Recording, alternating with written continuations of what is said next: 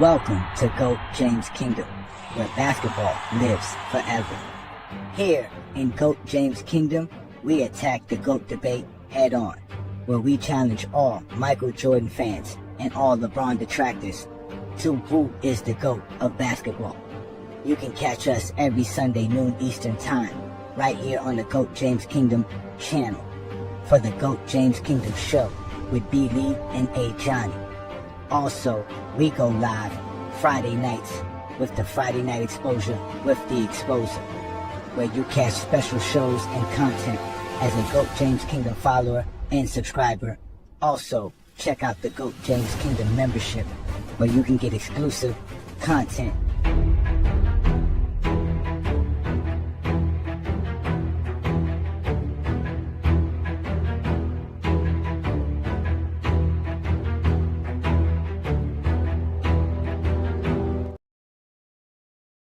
LeBron has won so many of these and ones, especially when he was in Cleveland, to see him come back home and grab it. It's those kind of things that goes with this story right here. My favorite finals moments, there were 3 of them, and that was with this guy. Because I got to present the trophy 3 times. When Detroit won, when San Antonio won a couple of times, it was a treat I'll never forget. Probably seeing LeBron get his first championship, the beginning of legacy. Lots of memories in this trophy, like all the way back to 1986 Larry Bird team. Where's the little Toronto Raptors on this one? The Toronto Raptors, when they won in a championship, nobody thought they could do it. But it's just a valiant effort from Pascal and Kawhi and Fred VanVleet. I miss those guys, man. Favorite moment when they put me in at the end of the game. You know what I mean? And, it was my last year and I hit the last bucket of the, so hey. Miami won their first one in 2006 with us. Being with Zoe, D-Wade, Shaq, all of them, Antoine Walker, James Posey, White Chocolate. We was pretty good. You know what I'm saying? We had a chance to beat Dallas. It was satisfying to me because I was an OG and I got it. Yeah, Magic Johnson, Kareem Abdul-Jabbar. I grew up watching those guys, in the 80s. Obviously the transition with Kobe and Shaq in the 90s and early 2000s. So.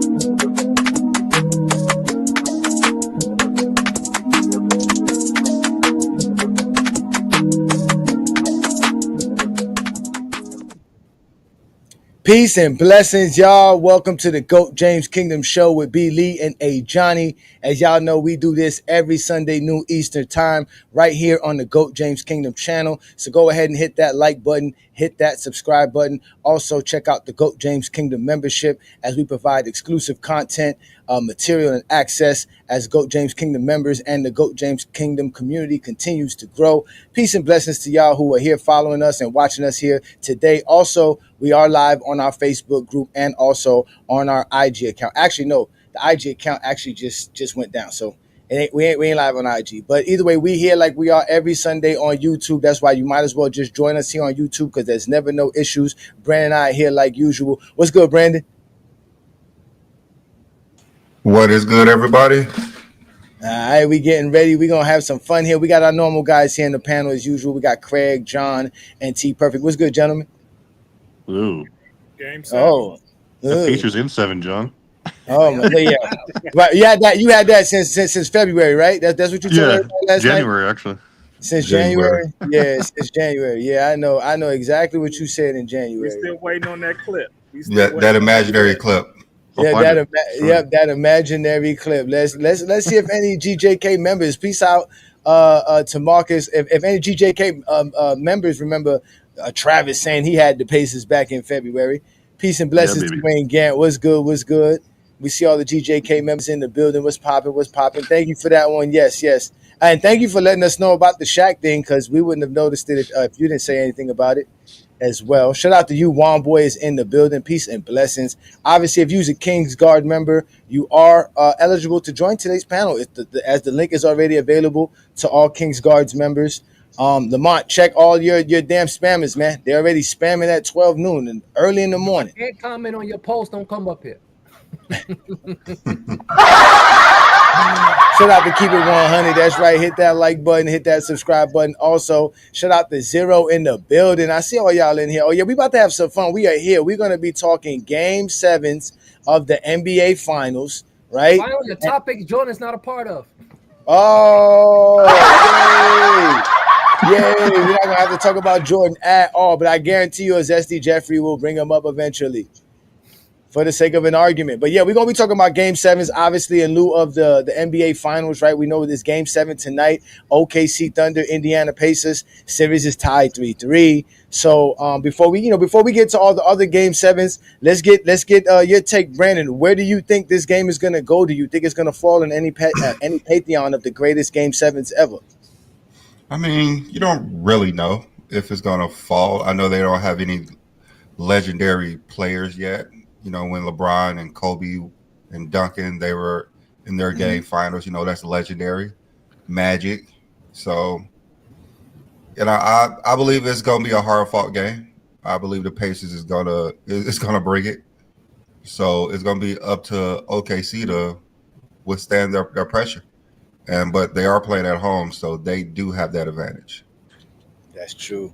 That is true. What about you, T Perfect? Do you think this game is going to be one of those games that we're going to talk about forever?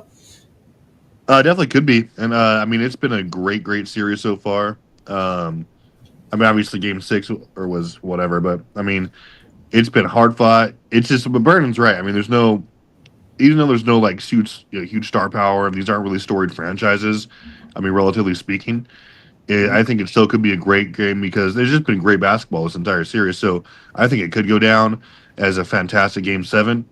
You know, because both teams really seem to want it, and it had no business going Game 7.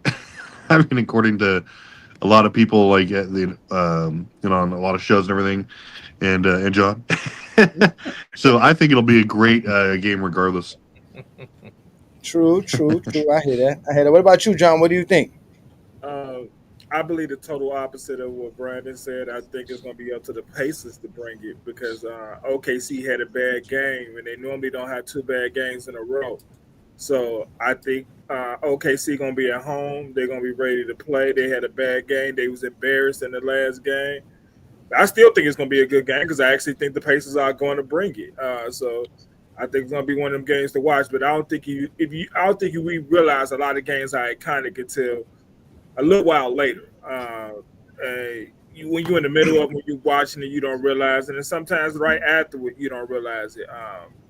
I mean, the only time I felt like a game was like iconic as I was watching, Brandon explained it yesterday, was 16 final, Game 7, Golden State and Cleveland. I mean, in the middle of it, you could see, I mean, both teams was bringing it, and it was one of them iconic games that, hey, you're going to be mad that you didn't watch it live. So, I mean, you never know until the middle of it, but most of the time, you don't know something's iconic until it's over. That's true. Oh, that's true. That is true. That's true. I had OKC in 7, says Twain Gant, looking for let's see. Hey, listen, it's going to be a good game, man. What about you, Craig, man? It's Game 7. What do you think is going to happen? You think this is going to be one of them games that's going to go down in history? It's only going to be memorable if one of the stars have a memorable game. That's the only way you're going to remember this game. They going to have because remember, this is a Game 7. This is like best of one. Like whoever wins this is the champion for a couple of months. So for a year. Yeah, man. It's going. I like I said, I can't wait. You know, tonight we're gonna do the play-by-play, so we're gonna watch it tonight. Shout out to Mr. Duke in the building. He says here, OKC the better team, but it's hard for me to bet against the Pacers in the Game 7. The Pacers not even supposed to be here. All the pressure is on the Thunder to win at home. That's true. That's true. I see you commenting, but not with the GJK badge. That means you're on the wrong channel. come on over to the channel where there's no spamming going on. Come to GJK. I don't understand when they say the Pacers do not have any pressure. People have been saying the Pacers do not have any pressure. Like, what is that supposed to mean? I don't know either. Well, I mean, there's pressure, but like they're not going to be like, oh, Pacers they choke. What a big disappointment because they didn't win 68 games. They don't have the league MVP. Like, they weren't like heavy favorites to even make the finals, right? Or get past any of their playoff series.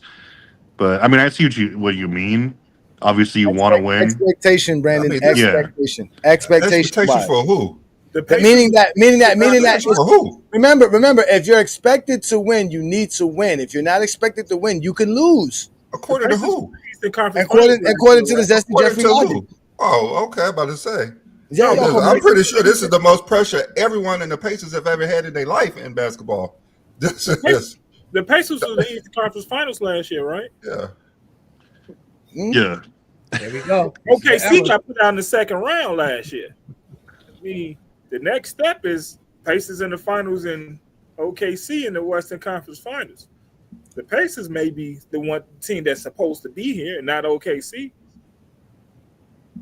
Well, no. I mean, did anyone have them not have Cleveland or Boston coming out? No. What does that have to do with the Pacers, though?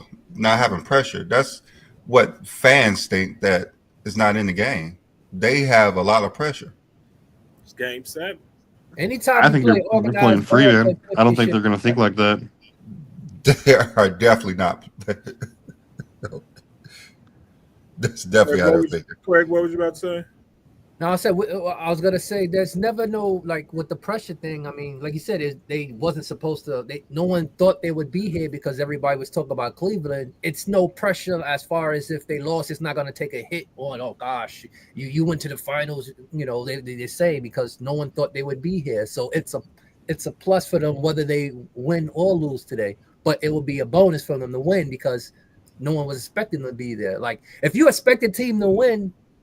And they win, okay, but if you don't expect the team to win, sounds like gamblers. Sounds like somebody out here. The heavy favorites come from gambling. If people know who the favorites are. That's what I'm saying. It sounds like gamblers. Sound like Travis put pressure on them. He said they was gonna be here.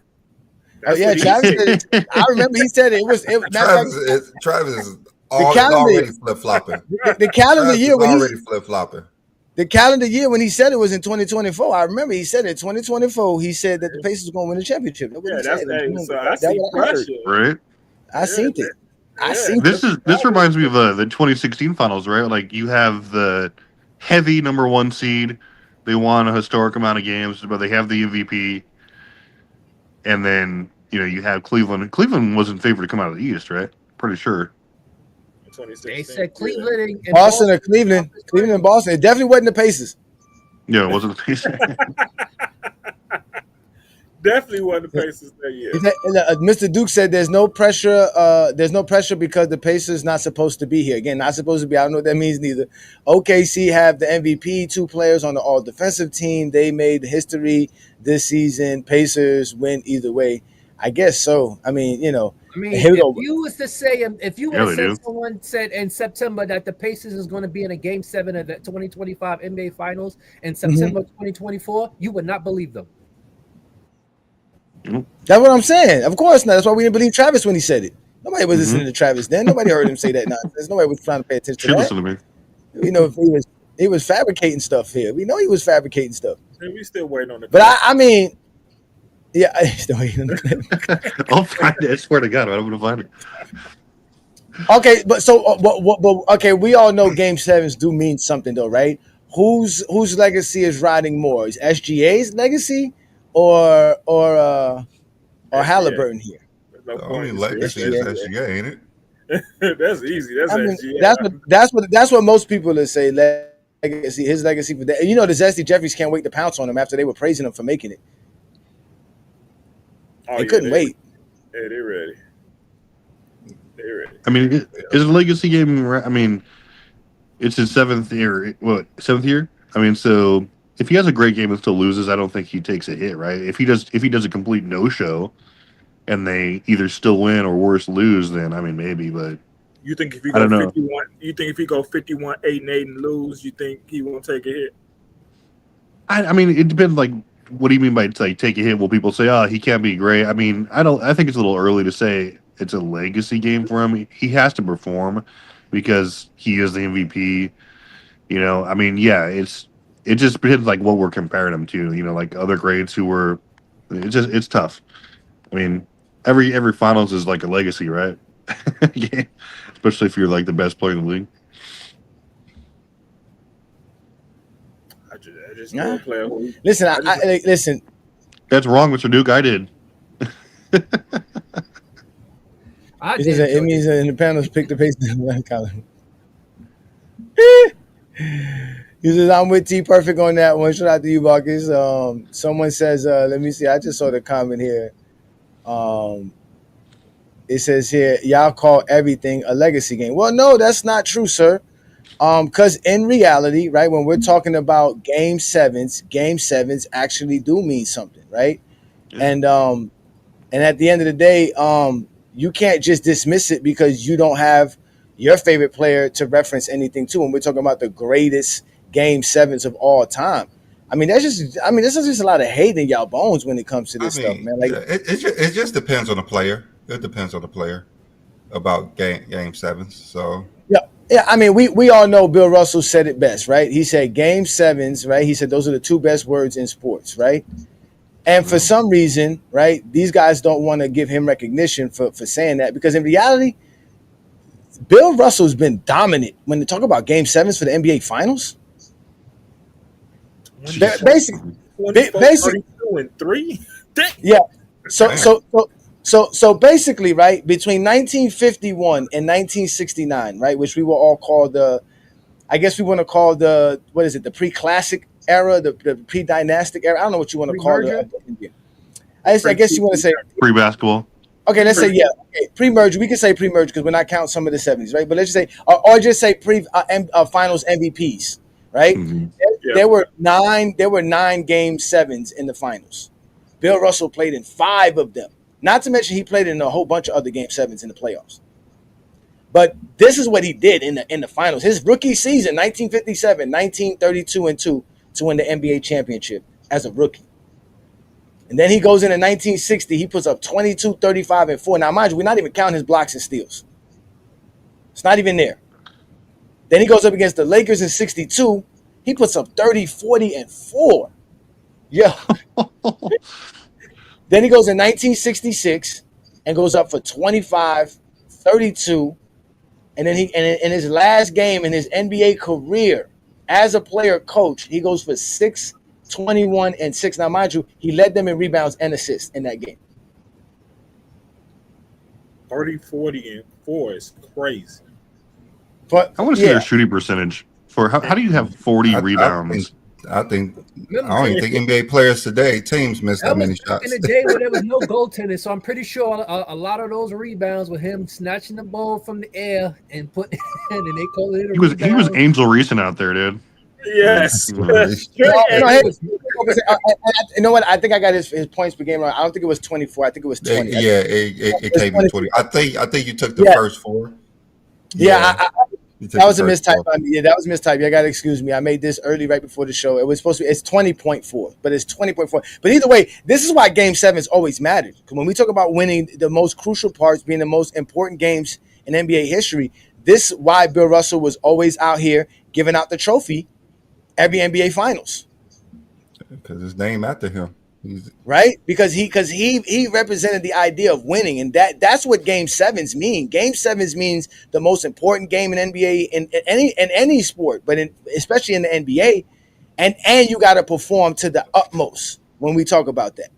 Right? Johnny, the miss number didn't change anything for me. You said it's not 24.4, it's 20.4. That's still, it's 20 point. Yeah, 4 yeah, exactly. Crazy. It's still great. It's still I know it's still crazy. And it's and what they call it a playoff riser, right? It's way better than what he normally does, right? So he obviously steps up in game sevens, right? So game sevens are important. Yeah. That's why Bill Russell was always known as the greatest winner of all time in sports. But then on top of that, if we go to some other memorable game sevens in NBA history, we all know we all know 1970 game, right? Where Willis Reed popped out with the hamstring injury, I think it was, or the groin injury, hit a jump shot, and then sat his behind down and let Walt Frazier and them win a championship for him while he grabbed the Finals MVP. But Walt Frazier put up 36, 19, and 7 in that Game 7 in 1970 to beat the Los Angeles Lakers, who had Jerry West, Wilt Chamberlain, and Elgin Baylor. Where's Twin Man? Right? He said, "Where's Twin Man?"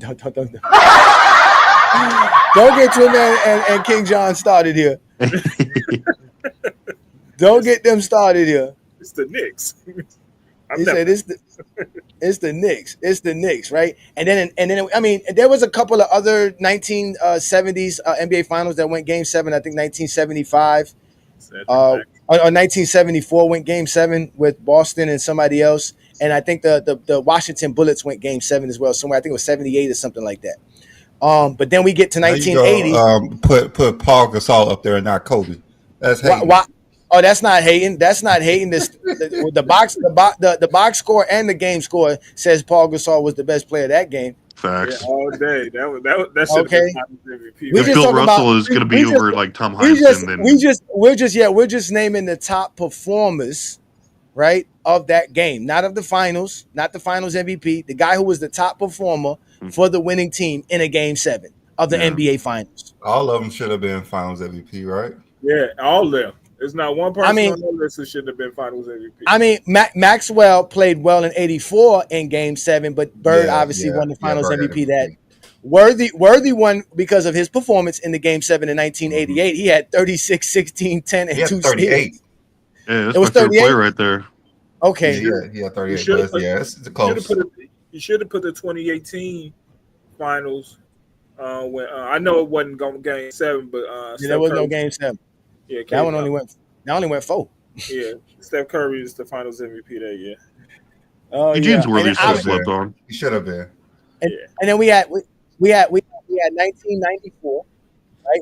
We talked about that on the Friday episode. It was on one episode, right? We talked about how Akeem dominated Patrick Ewing, so he had a good game, 25, 10, and 7, balling as well. We obviously y'all brought up 2010, right? And obviously, like I said, we all know Kobe was 6 of 24 in that game, but Kobe did have 15 rebounds and 15 rebounds. Exactly. Kobe was out there grabbing boards, even though he was missing shots. So that reflects some good on that behalf. And obviously, we got the GOAT, which we always know steps up in the Game 7, 37, 12, 4, and a Game 13 where Chris Bosh had 0 points, Ray Allen had 0 points. So those the reason LeBron won, right? Was because he had Ray Allen. Oh yeah, he had Ray Allen. So he was saved, and then obviously, and let's not forget the greatest finals performance of all time. And in a Game 7, LeBron James pulls up a triple double: 27, 11, 11, 2 and 3 blocks. Not to mention one of the most crucial blocks in NBA history. That's not better than Worthy's triple double. 36. No, yeah, Worthy's better. Worthy ain't get 3 blocks. Did he get the crucial block? Double. You said nothing. You said triple double. You didn't need it. I know, but now I got to add some more because they both got a triple double. Then say he had a better game. Don't say he had a better triple double. And in reality, in 1988, he faced a team that had no All NBA player, no All Defensive player on their roster. 120 point per game score. That wasn't even better than 2013 LeBron. By far, the Warriors are better than the Detroit Pistons. I tell you that much. Nobody. In 2016, his small forward position only averaged 9 points per game to start a small forward. That don't count. Get out of here. Oh, but wait a minute. Well, how about this though? Did Detroit have somebody get 32 points and 15 rebounds in a game like the Cleveland like the Warriors did in Game 7? No, they played defense. The joke went over your head. No, that one did because I was taking my sip. What did you say? Say it again. No, is it still funny? Second time? LeBron, when you said about LeBron having 27, 11, 11 in 2016, I said yeah, but the person that started small forward, which his position only averaged 9 points in the finals, so it don't matter. Okay, that's true though. You're right, but you know what? Stephen Curry only had 17 points and was 6 of like 18. Stephen Curry is not a small forward. That is not his position. I know that, but yeah, that's fine. But that small forward's job was not to score. His job was to stop LeBron. He didn't. 27, 11, and 11. Well, who was the small forward for Detroit again? Was it John Sally? Dennis Rodman? No, We did averaged LeBron like maybe- It was Adrian we Dantley. averaged 4 points a Dantley? game. Adrian Yeah. Dantley was the Lord. I don't think Adrian Dantley averaged 20 points per game in that series. I have to go look at it again. Yeah. Mamba, focus. You're wrong. Prime Shaq is better than any version of Luka, and so that's a stupid comparison. But you know what's crazy about the research that I did with this, right? Is that out of all the finals that we all seen in our lifetime, there's one finals I didn't even remember, and I totally forgot went 7 games. The 2005 finals. I knew he was going to say 2005. Yeah, I completely forgot that series went Detroit. 7 games. I can't believe they won 7 games. Yeah, well, it should have been ended in 6 if the Pistons didn't blow the game. Oh, so the Pistons were up 3-2. See, I don't even remember the Pistons lost the last 2 games of that series. Yeah, the Pistons blew Chauncey Billups blew the game in the last minute. Wow. So I know what's it called. And when I went back and looked at the stats, though, Ginobili was really the best player of that game in Game 7. I think Tim Duncan had 25 points, but he was 10 of 27 from the field. So it took him 27 attempts to get to that 25. That's why they robbed him in 07 of Finals MVP, because they know he robbed Ginobili. Well, they gave Why would they give it to in Dan? 2007. They gave it to Park in 2007. Yeah, exactly. So Yeah, so these are some memorable NBA Finals Game 7s in NBA history. Like I said, obviously there was those prior to that where Bill Russell dominated them. There were some ones more in the 50s. The Knicks and the Pistons played, and then like the Nationals and the Lakers were in some with George Mikan and stuff like that. But at the end of the day, it's true what he says, man. The 2 greatest words in sports is a Game 7. We all remember Game 7s and memorable moments in Game 7. So I'm actually looking forward to tonight's game. I really think it's going to be phenomenal. I really think it's going to be really good, man. I can't wait for it, because I was the last Game 7 that I was like on pins and needles for was a 2010, because that game was like palpable, like you were sweating. I mean, it was full of great storylines. There was GOATs in it. You had the Lakers Celtics. I mean, Kobe had probably some of the best performances of his career earlier in the series. Hit that 3. Oh my God, you should have seen. Yeah, like that game was so tense. It was crazy. Like it was like a defensive war. Like nobody shot well. It was just pins and needles, man. And like I was in a club full of Lakers fans, and Ron Artest hit that shot. You should have seen. You. Oh, that's when I was a Lakers fan too. But tonight's game should be amazing. Oh, it should be phenomenal. I can't wait. I really can't wait. Yeah, I was definitely rooting against the Lakers. Then Ron Artest. Meta World Peace. So clutch. He's like with Derek Fisher. Derek Fisher? Kobe always struggled versus Derek Fisher, I mean, was just clutch throughout his career, basically. Like very timely shots from that man. Yeah, he had a game winner in that series too. Hey, Derek Fisher, Mr. Steal Your Girl. Yeah. In a game, Well, you steal your girl in the game. Yeah, I'm talking about stealing girls. That seemed to be common in the NBA, bro. Yeah, that's They get passed around. You're like, whatever. Not wives though. Wives, I get the girls, but wives. What's the You out here difference? sleeping with teammates' wives? He said, "What's the difference?" I mean, in the NBA, I know it's real difference out here, but in the NBA, Well, Fisher wasn't even Our playing, NBA right? wise He for a was reason. he was with the Knicks, like as a manager. So I don't know. you see what they did to Steve Nash was crazy. Dude, Tony Parker got cheated on, right? Like, come on. Like even Longoria was getting nice There's with all kinds of the stories. team. Yeah, there's all kinds of stories. I mean, even we got the story of how this dude Karl Malone was trying to holler at Kobe's wife. Kobe's wife. Yeah, like, yo, come on, you shit. And then look, He the was man there to in get a the ring. He didn't care where it came from. Yeah. I was like, yo, that's crazy, yo. Somebody gonna give me a ring. The Doug Christie story is crazy though. Yeah, but supposedly it's not true. Apparently it's not true. Apparently it's not Supposedly true. it's bro. not true. Okay, Dude, Johnny, we got the next King Zesty up in here, man. If he comes on, this Who? Mamba Focus dude. Mamba Focus. Oh, He has like some of the worst takes ever. The guy with the 18 accounts? It probably is One of him. Mm. Peace and blessings to Michael from Greece, always popping in on the GJK show. As y'all know, we are international as well, just like the NBA. We have fans across the waters.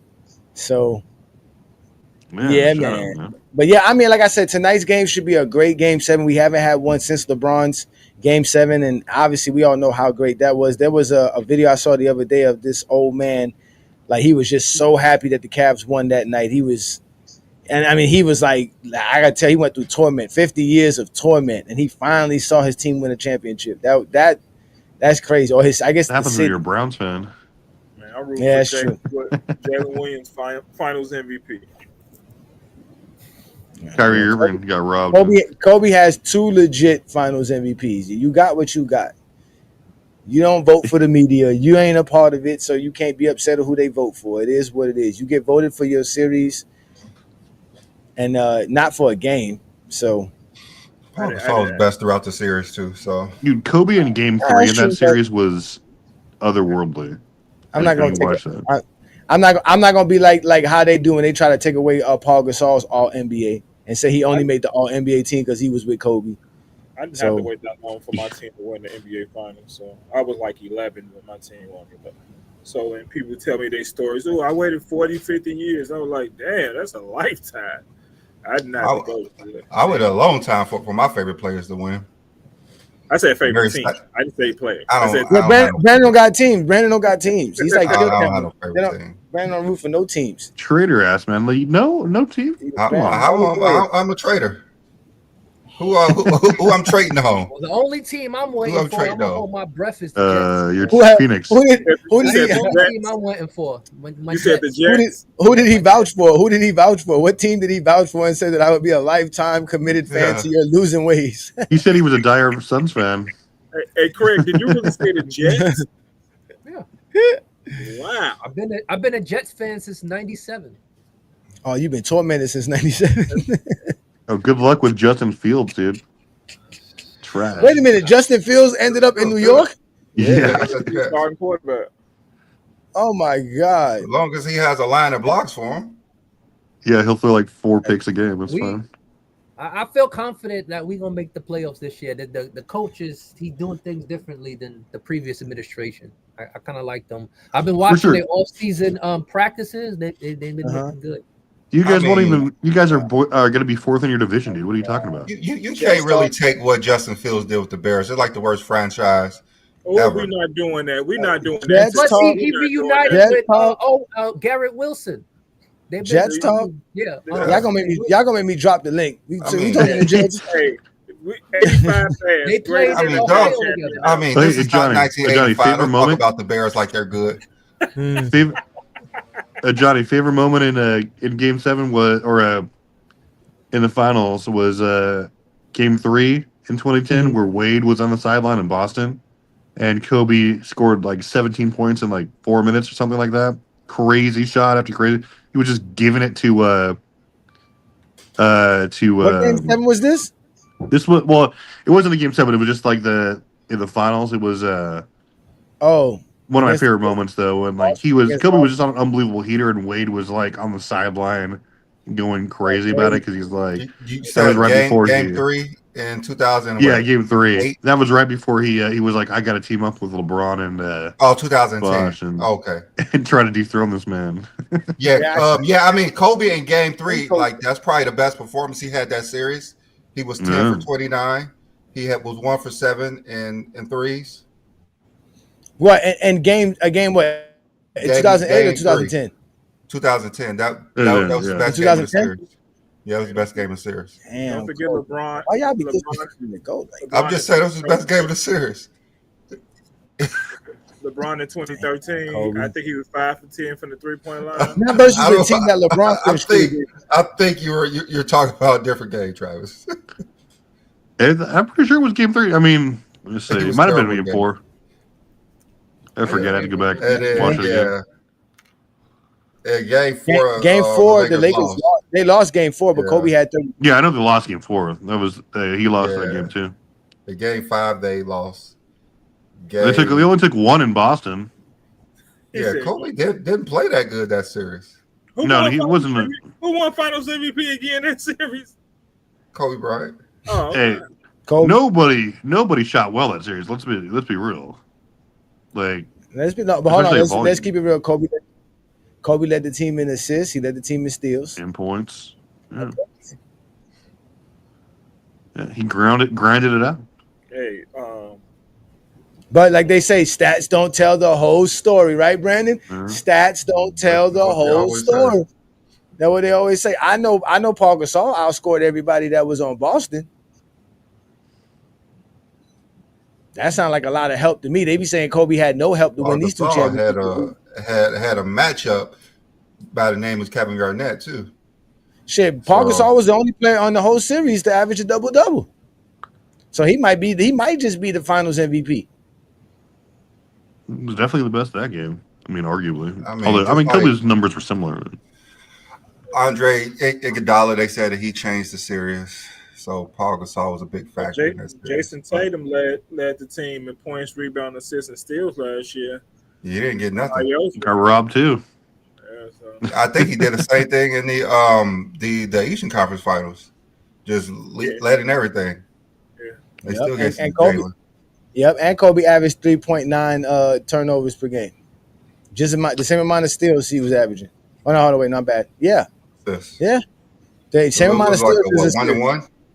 1-1, 3.9 assists, 3.9 turnovers. Tony Allen was on the team, right? I'm pretty sure. Horrible. I don't think he was that year. Where, on who? Was he on 2010 Celtics? Yeah, Tony. Yeah, he was on the. I know Ray Allen was guarding Kobe. But he only played 100 minutes, and like he played 14 minutes per game. Stop blaming that. So he wasn't. Kobe. Stop blaming that on Kobe. What happened in 08 when he let Paul Pierce win the Finals MVP on him? They never want to bring that up. How you let Paul Pierce win the Finals MVP on you? Paul Pierce? That was definitely prime Celtics. He been thinking he the GOAT. He been thinking he the GOAT since. Yeah. Oh yeah. I mean, he beat Kobe. Why not? He beat Kobe. Like, Kobe shot 40% against them again. Two back-to-back series. Kobe shot 40% and 32% 3-point shooting. Well, Steve Nash beat Kobe too. So, Johnny, if I told you that someone held Kevin Garnett to 5 rebounds a game, while they doubled him up, how impactful would you think that would be? Oh, that's super impactful. Kevin Garnett, one of the best rebounders. Don't he have like 4 rebounding titles? He got like 4 rebounding titles. Sound like Finals MVP to me. Oh, sounds like a He baller. literally took him out. He averaged more boards than Kendrick Perkins and Was it Kevin Garnett Andrew Bynum? Combine. Put them together. Paul Gasol was dominating them, destroying them. He was. I remember that. And I was old enough to see that. I'm not other like some of these Kobe fans who were 8 years old when they were watching it. Dude, slept on player of that series was Trevor. I was old enough. They were like 8 years old watching it. Talking about Kobe. Kobe did this. Kobe did that. Kobe the GOAT. That's what they talking about. Kobe the GOAT. I think people forget certain series like that. I mean, there are levels to it. Did Jordan never win a Game 7 in the NBA Finals? No. Jordan never beat Boston in the series? No. So I got to put Kobe ahead of Mike. Yeah, let's be real though. Kobe, I don't know. I mean, that was one of the most fun series ever. It's because of how hard it was. I mean, the level of defense being played there was insane. Hold on, wait. Let me address Mike here. Paul Pierce was never somebody we ever needed to respect or disrespect, man. Because we watched LeBron destroy him all the time. What are you talking about? We don't care about no Paul Pierce. Yeah, Paul Pierce was top 5 at what? In that series? Yes, he was top 5 in that series. Against the Lakers? Yeah, he was top 5 player in that series. No. Paul Pierce is top 5 Kansas players. Yeah, he's definitely was a top 5 player in that series. I'm just give me prime Antoine Walker over Paul Pierce. Okay, yeah, in the NBA Finals. Go ahead, Brandon. And Paul Gasol averaged more rebounds than all the Celtics big men combined. Oh, breaking news! What, for the series? On the Rockets. What? Oh, yeah. Who? Oh, Kevin Durant. Yep, they traded to the Rockets. What? No way! Get out of here! Called it, baby. Wait, what did they give up? Wow, traded to the Rockets. I just got the notification. Yeah, I got it. I got it the same time. I'm saying. Tell me they didn't trade Green, Why dude. Why did the NBA does this? ESPN is lacking. Yeah, I haven't got that notification either. But I'm out in the sticks. I never wait for ESPN because they get it too late. Yeah, they're lacking for real. What did you see it on, Craig? I don't know about that, man. That's crazy. That's what I got it from Underdog. Yep. Twitter. Yep. He's for To the Jalen Rockets. Green. Jalen Green, Dylan Brooks, and number 10 pick in this year's draft. Really? You said who? Jalen Green and who else? Jalen Green, Dylan Brooks, number 10 pick in the draft, and 5 second-round picks for really someone who can't finish the season. 5? Oh my God! Yeah, second-round picks, though, right? 5 second-round picks. 10, the number 10 pick this year, Dylan Brooks and Jalen Green. I don't think Houston was ready. I still that don't make sense. A year or two. I mean, why are you trading Jalen Green so early? No, obviously, but why did you acquire Jalen? What are you gonna do with Jalen Green and Devin Booker? That's what I just said. Why would they acquire another guard? What the? Maybe they trade. I guess Booker could play small forward. I guess he could play small forward, but then again, why would you give all that up for Kevin Durant? Yeah, they got fleeced. That's exactly what Phoenix wanted, was a haul of draft picks so they could rebuild. Younger guy than KD. That's exactly what the Suns next wanted. year, right? What was his deal up next year? Yeah, he got. Yeah. I mean, that makes no sense. What else did they get? Only KD for that? Yeah, only Kevin. I mean, I ain't seen anyone else. Can't get Bradley Beal. He approved it, all his trades. Next is Whoa. Yep, they only get KD. Dude, worst trade in NBA history. Green is younger and cheaper, so I mean, the next. They are gonna have to cut. I just got it. If they kill it. Do you think he's gonna be wildly better than and more healthy than Green? No way. Especially not for the next 5 years. Yeah, what? That's terrible. For the next 5 years. Yeah. KD has maybe a year or two left at most, averaging what he does right now. There's no way. But that's so terrible. I think he could average 25 for 3 more years, but he's not going to play more than 50 games, and he's not going to help you in the playoffs. No. My question is, so they're banking on. They traded Tari Eason and Amin Thompson and Segun. Amin Thompson. Like that's what they're relying on. They saying Amin Thompson gonna be their future. That's what they saying. He's gonna be that. He's not better than Jalen Green, no. They see him in practice. They see something we don't see. I mean, why wouldn't you keep both? Like, I just don't understand what Kevin Durant is going to do to help take them over the top, other than take them to the playoffs. Like they were the number 2 seed this year. Yeah. I felt like I'm with you there too. I don't see how he helps them in any kind of way. Jordan 73 win team this year. You had a core, and then you had like the draft capital to kind of build around that core. Well, okay, Mike, which one of these players you gonna hand the franchise to? 0. It was supposed to be Jalen Green. Yeah. Yeah, you gotta give him a chance. Why we not disrespect? We're not saying they're scrubs. We're just trying to figure out what you're trying to do. We thought they would be great with Jalen Green. How we disrespecting anybody? We're just saying Jalen Green was the one you build around. Now you take that off somebody you cannot build around. People say you're disrespecting them just because you say you can't. You know what? They were saying T-Mac was disrespecting Kobe because he said, if you replace me with Kobe, I will win a title too.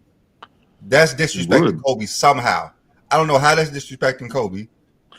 Because T-Mac was nice like that. I guess Houston figured they was a good defensive team. They just couldn't score, so now they got to score. Bro, I like Amin Thompson. I'm not gonna lie, but the praise of Amin Thompson is getting a little out of hand. The kid averaged 14 points per game. He shoots less than 30% from the 3-point line. He's not going to dominate a game by you. Just like what's his name? Boogie said, you're not going to be the when he was saying about Kwame Brown. Well, I forgot who said it. Stackhouse told Kwame Brown, you're not going to go from 6 points per game to 20 points per game. You're not going from 14 to 25 off the top. Like Rashad McCants. Yeah, you're not going to do that out of nowhere, bro. Like, you're not going to do that out of nowhere. Not now. I can't see him averaging 18, 19, 20 points per game and being a decent, solid, both two-way player. But I don't see him being better than Jalen Green.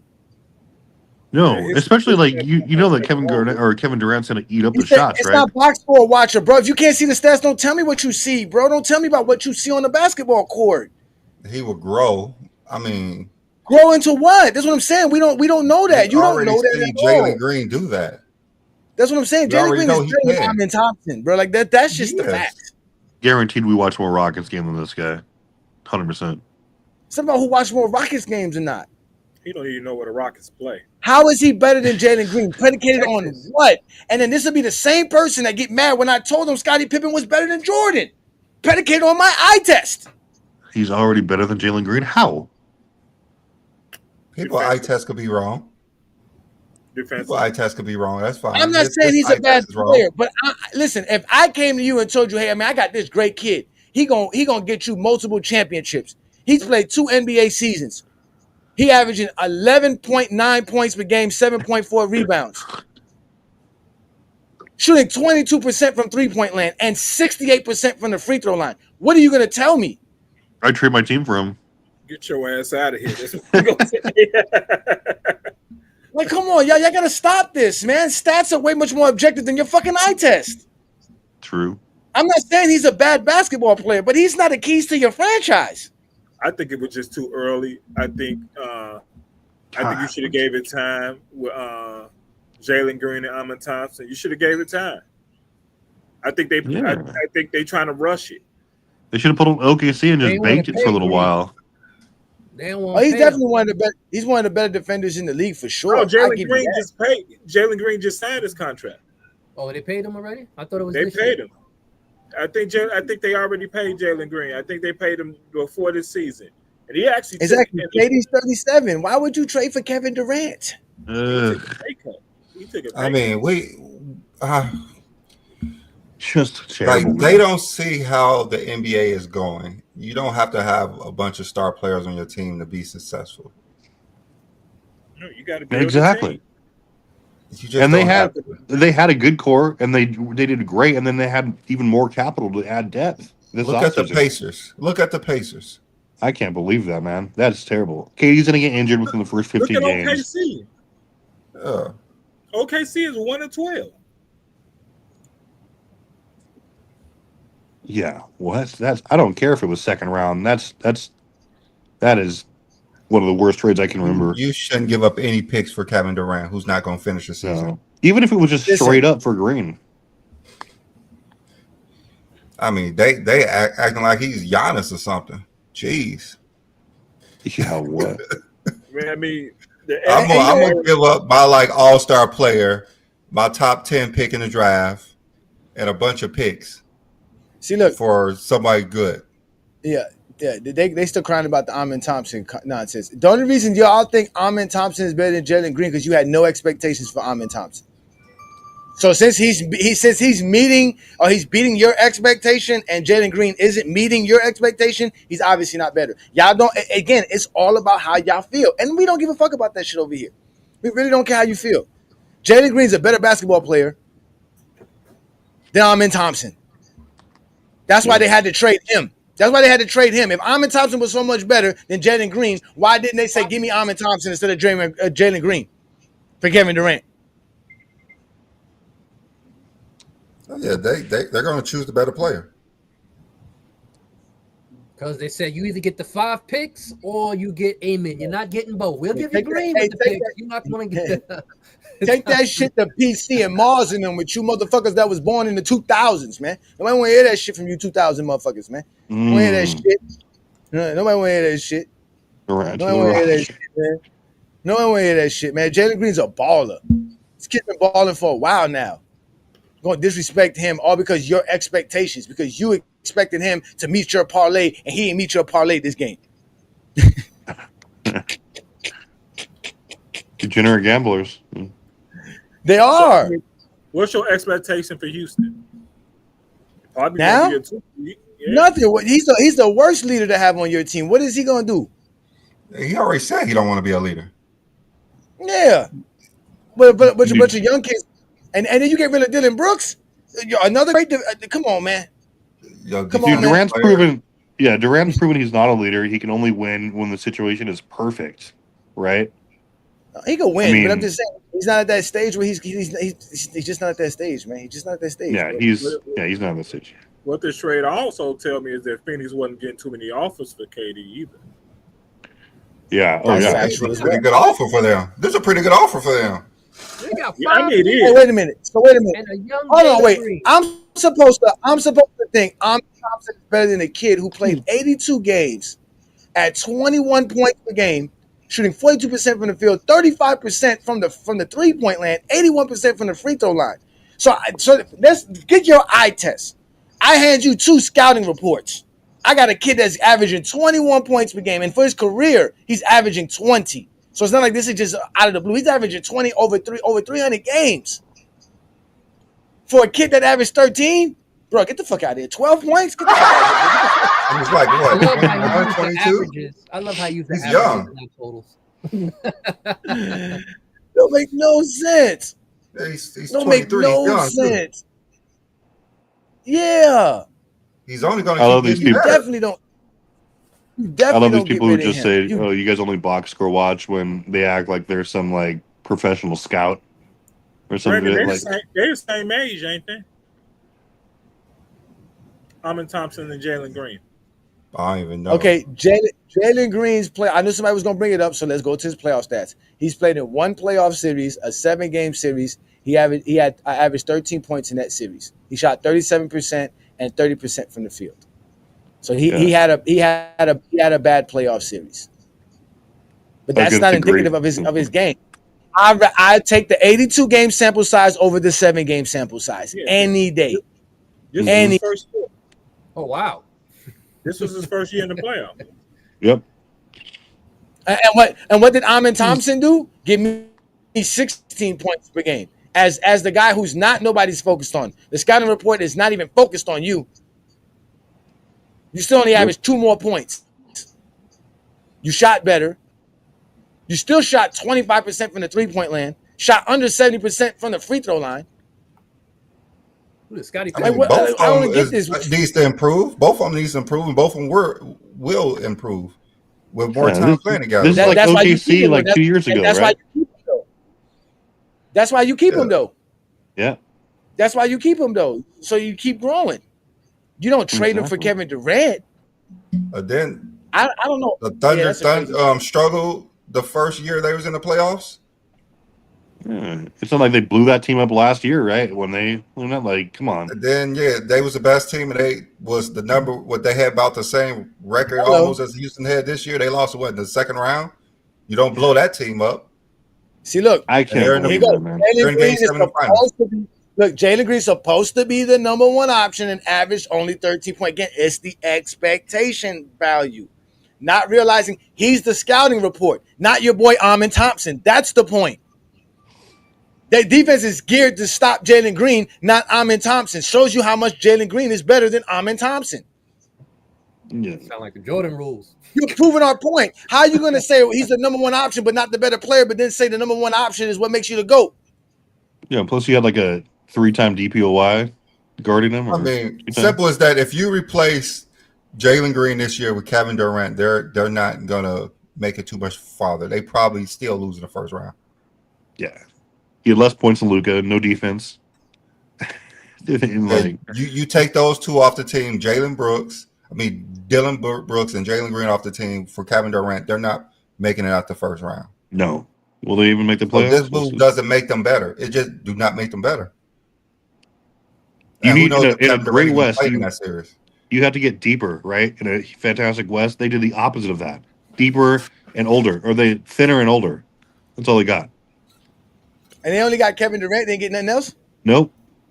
So what happens? You know, KD gonna miss 20 games this year. Which he will. Look in them 20, 25 games he's going to miss. He's going to miss. which is going to hurt them in their ranking because Jalen Green wasn't missing 20 games a year, 25 games a year. Facts. And you see, this is the NBA's problem. We talking about a trade, and there's a fucking game 7 tonight. See, and y'all talk about it's the fans. It's the NBA doing stupid shit like this. I said this about all basketball. You brought it up, Greg. Says the person who brought it up. Says the person who brought it up. We weren't looking at our phone, Craig. You were looking at your phone. Says the person who brought it up, Craig. It's the NBA fault. But that's true. It's Craig's fault, actually. Why are people allowed to make trades during the finals? That doesn't make sense. That's hilarious. So you saying during the finals, the NBA shouldn't announce anything?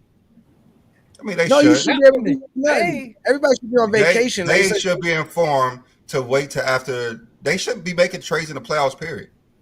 No, I don't think they should. I don't think it should be allowed.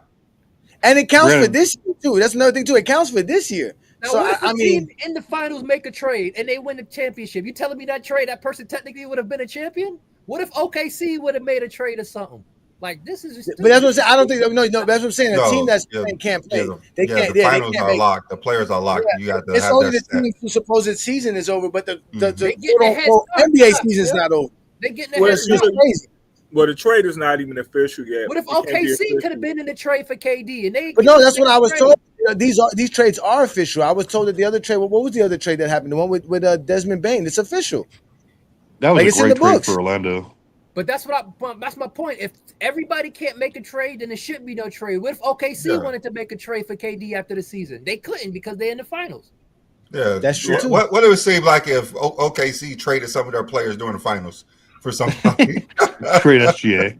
That would be crazy. That's not like something that would happen in. That's not like something that would happen in the '60s. That, to be honest, that's exactly what that sounds like. I just noticed that both AJ and Beasley are both dripped out in GJK. I like what Craig said. I don't feel like if every team can trade for you right now, no trade should be able to go on. That don't make sense. But it's so weird that they always talk about how players trying to move around and stuff, and this shit happens. Yeah, young player comfortable where they're at, comfortable where they're at, and they just trade them. And they just trade them. We don't have to trade you. For what? That trade would never happen. The Lakers would have to give away much more than Austin Reeves to get a Kevin Durant. Plus, Austin Reeves is the third best player on the team. He's not the best player on the team. Exactly. And then here go. He said Houston main issue was they couldn't score during the half court. KD clearly upgrade. No, because now they don't play no defense. Second team. Yeah, you just got rid of defense. You just got rid of one of your best defenders. You just got rid of one of your best defenders. And it's not like Jalen Green's cannot defend in the perimeter. So you just got rid of two good defenders, a really, really good defender in Dylan Brooks, for a guy who's not going to defend. No, nope, not at all. Just enough to not get on. Did you watch any games he played in Phoenix this year? It was bad. No, they watch PC. Mike watches PC in them, and all they do is praise Amin Thompson because of Mars, man. Mars, y'all talk about me having a cult following. Mars got a real cult following. And all they do is praise everything he says like it's golden. And mind you, I just found out this motherfucker can't even buy Hennessy. Damn. Was it like 18? This motherfucker told me I'm older than his parents. Jalen Green got to move him and his old girlfriend to Phoenix. And his baby. Either way, I respect Mars as a basketball fan, but still, he doesn't know every fucking thing. Amin Thompson is nice. The kid is good. He's solid defense. He's a good, nice player, but still, he has a lot more to prove before y'all start putting him as some dude that y'all going to put your franchise on and say, yeah, this guy's going to be our super max player. Wild. Man, crazy. I think something has to be done with them just trading players like this. Like, if you could just trade players anytime you want, these players should not have any pushback when they want out. They should not have any pushback when they want out. Why? You signed a contract. I'm just saying they should not have any pushback when they want out. No, the trade is a trade deadline in the NBA. Exactly. I thought it was a deadline. I thought, but that's what dead mean, right? There's no more after the line. Yeah. I know you could be resurrected. I know you could be resurrected. I don't believe you should be able to make any trades or announce any trades until it's like when the free agent period starts, right? Yeah, Isn't it like July 1st or something? Yeah, that's the first day of the new NBA season. It's counted as the first day of the new NBA season. So this is illegal. If I was OKC, even if I wasn't gonna make the trade, I'd be like, yo, I can't do this. Okay. Going after KD after the end of the season. We could have Tyson. Look, KD, we got a ring. All you got to come do and just average 20 for the season. You gonna get you a ring. Now they can't do it. We worrying about the wrong franchise. We know the Houston Rockets ain't trying to win no championship. Apparently right? They never built nothing great for James Harden. They had James Harden over there. They gave him a bunch of dudes that sit in the corner all day. Now they're doing this. So, but now let's see what Phoenix is trying, right? But again, you have 3 shooting guards. You still got Bill. Now you got Jalen Green, and then you got Devin Booker. What do you do? Kevin Durant destroys franchises. Apparently, look at the Suns. Look how great the Suns was before he got there. They had a full roster. I promise you, they unload Bill before the season starts. They have to. I think Bill is over. I think they won't play him. They'll set him on the bench to frustrate him. So he wouldn't mind being traded. He's going to waive that no trade clause because he won't be playing. Sit on the bench and make 40-something million. I'll do it. I don't think he wants to. That's a good point about what to do. It's 50-something.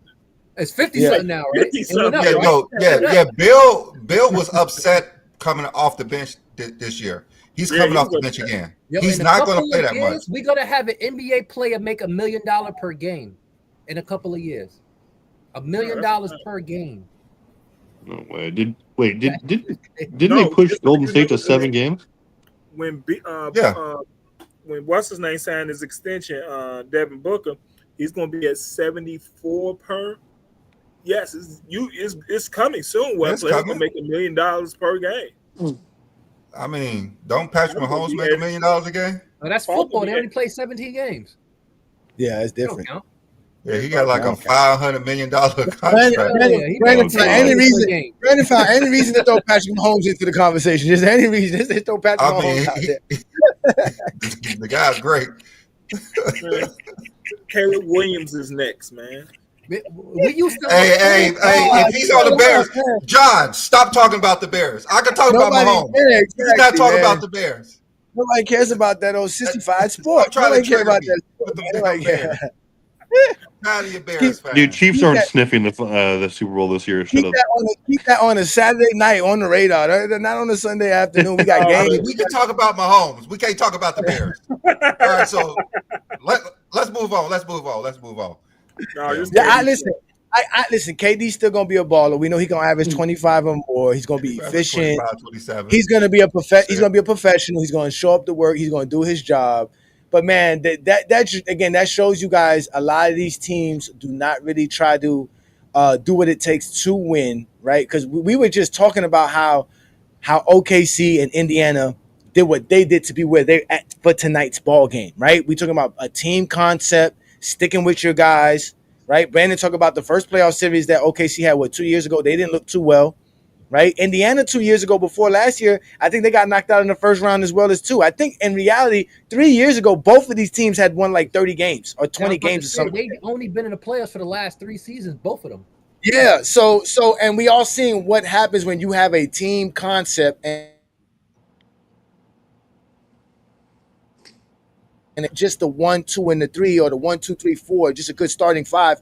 You know what I'm saying? Like Boston had, right? Because we all know Boston depleted their roster as well to the point to where they didn't have a good bench, right? They were able to win a championship, but still, it looks like the 1 through 8, the 1 through 9 is what you need. Solid 8 to 9 guys on your roster that all know their roles, that all can play hard, tough-nosed basketball and play a team concept. And that's going to be, the formula to win, which has always been the case. Chemistry matters. Yeah, chemistry does matter. If there's any intangible that matters, it's definitely chemistry. So tell me about chemistry with a 37-year-old playing with a bunch of guys who's 24 years old and younger. Oh, that's we already know. Like I said, man, we know what Houston's going to do. They're not winning. It's Phoenix trying to win. What do they do with Jalen Green, Bill, and Booker? That's a weird situation. One of them got to go. You have to piss Bill off so bad that he waived his no trade clause. That's the only way to improve that roster. You can't improve it with him on the roster.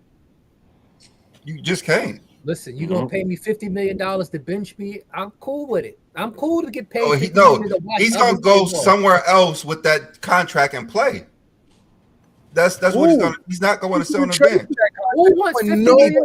Teams as dumb as Houston. Teams as dumb as Houston. Ain't no. There's only Washington. There's only Washington. There's a lot of teams. I mean, if Jordan he's already on the Hornets, he'll be on the Hornets. Phoenix traded for him already. The Hornets. I was gonna say that with Jordan on the Hornets, he could end up on the Hornets. Jordan take anybody. Like Jordan don't know better, but he's already on it no more. I know that's why. He's still involved though. That's why might go. There's a lot of bad teams out there, so he could go somewhere. I mean, the Lakers. No, last year could have probably took that was honest. I'll tell you what, this Houston trade gave the Lakers more of a chance to be into the finals next year. I'll tell you that much. I'll tell you that much.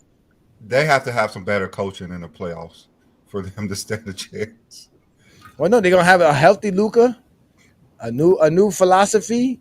Everybody said they gotta get a center. Suppose center. We need a center. Yeah, we've been talking about Bill contract for years. How much time he got left? I know. Like, what type of deal did he sign? Jeez. He's a 5-year deal. Crazy. Yeah, he got like a 10-year deal.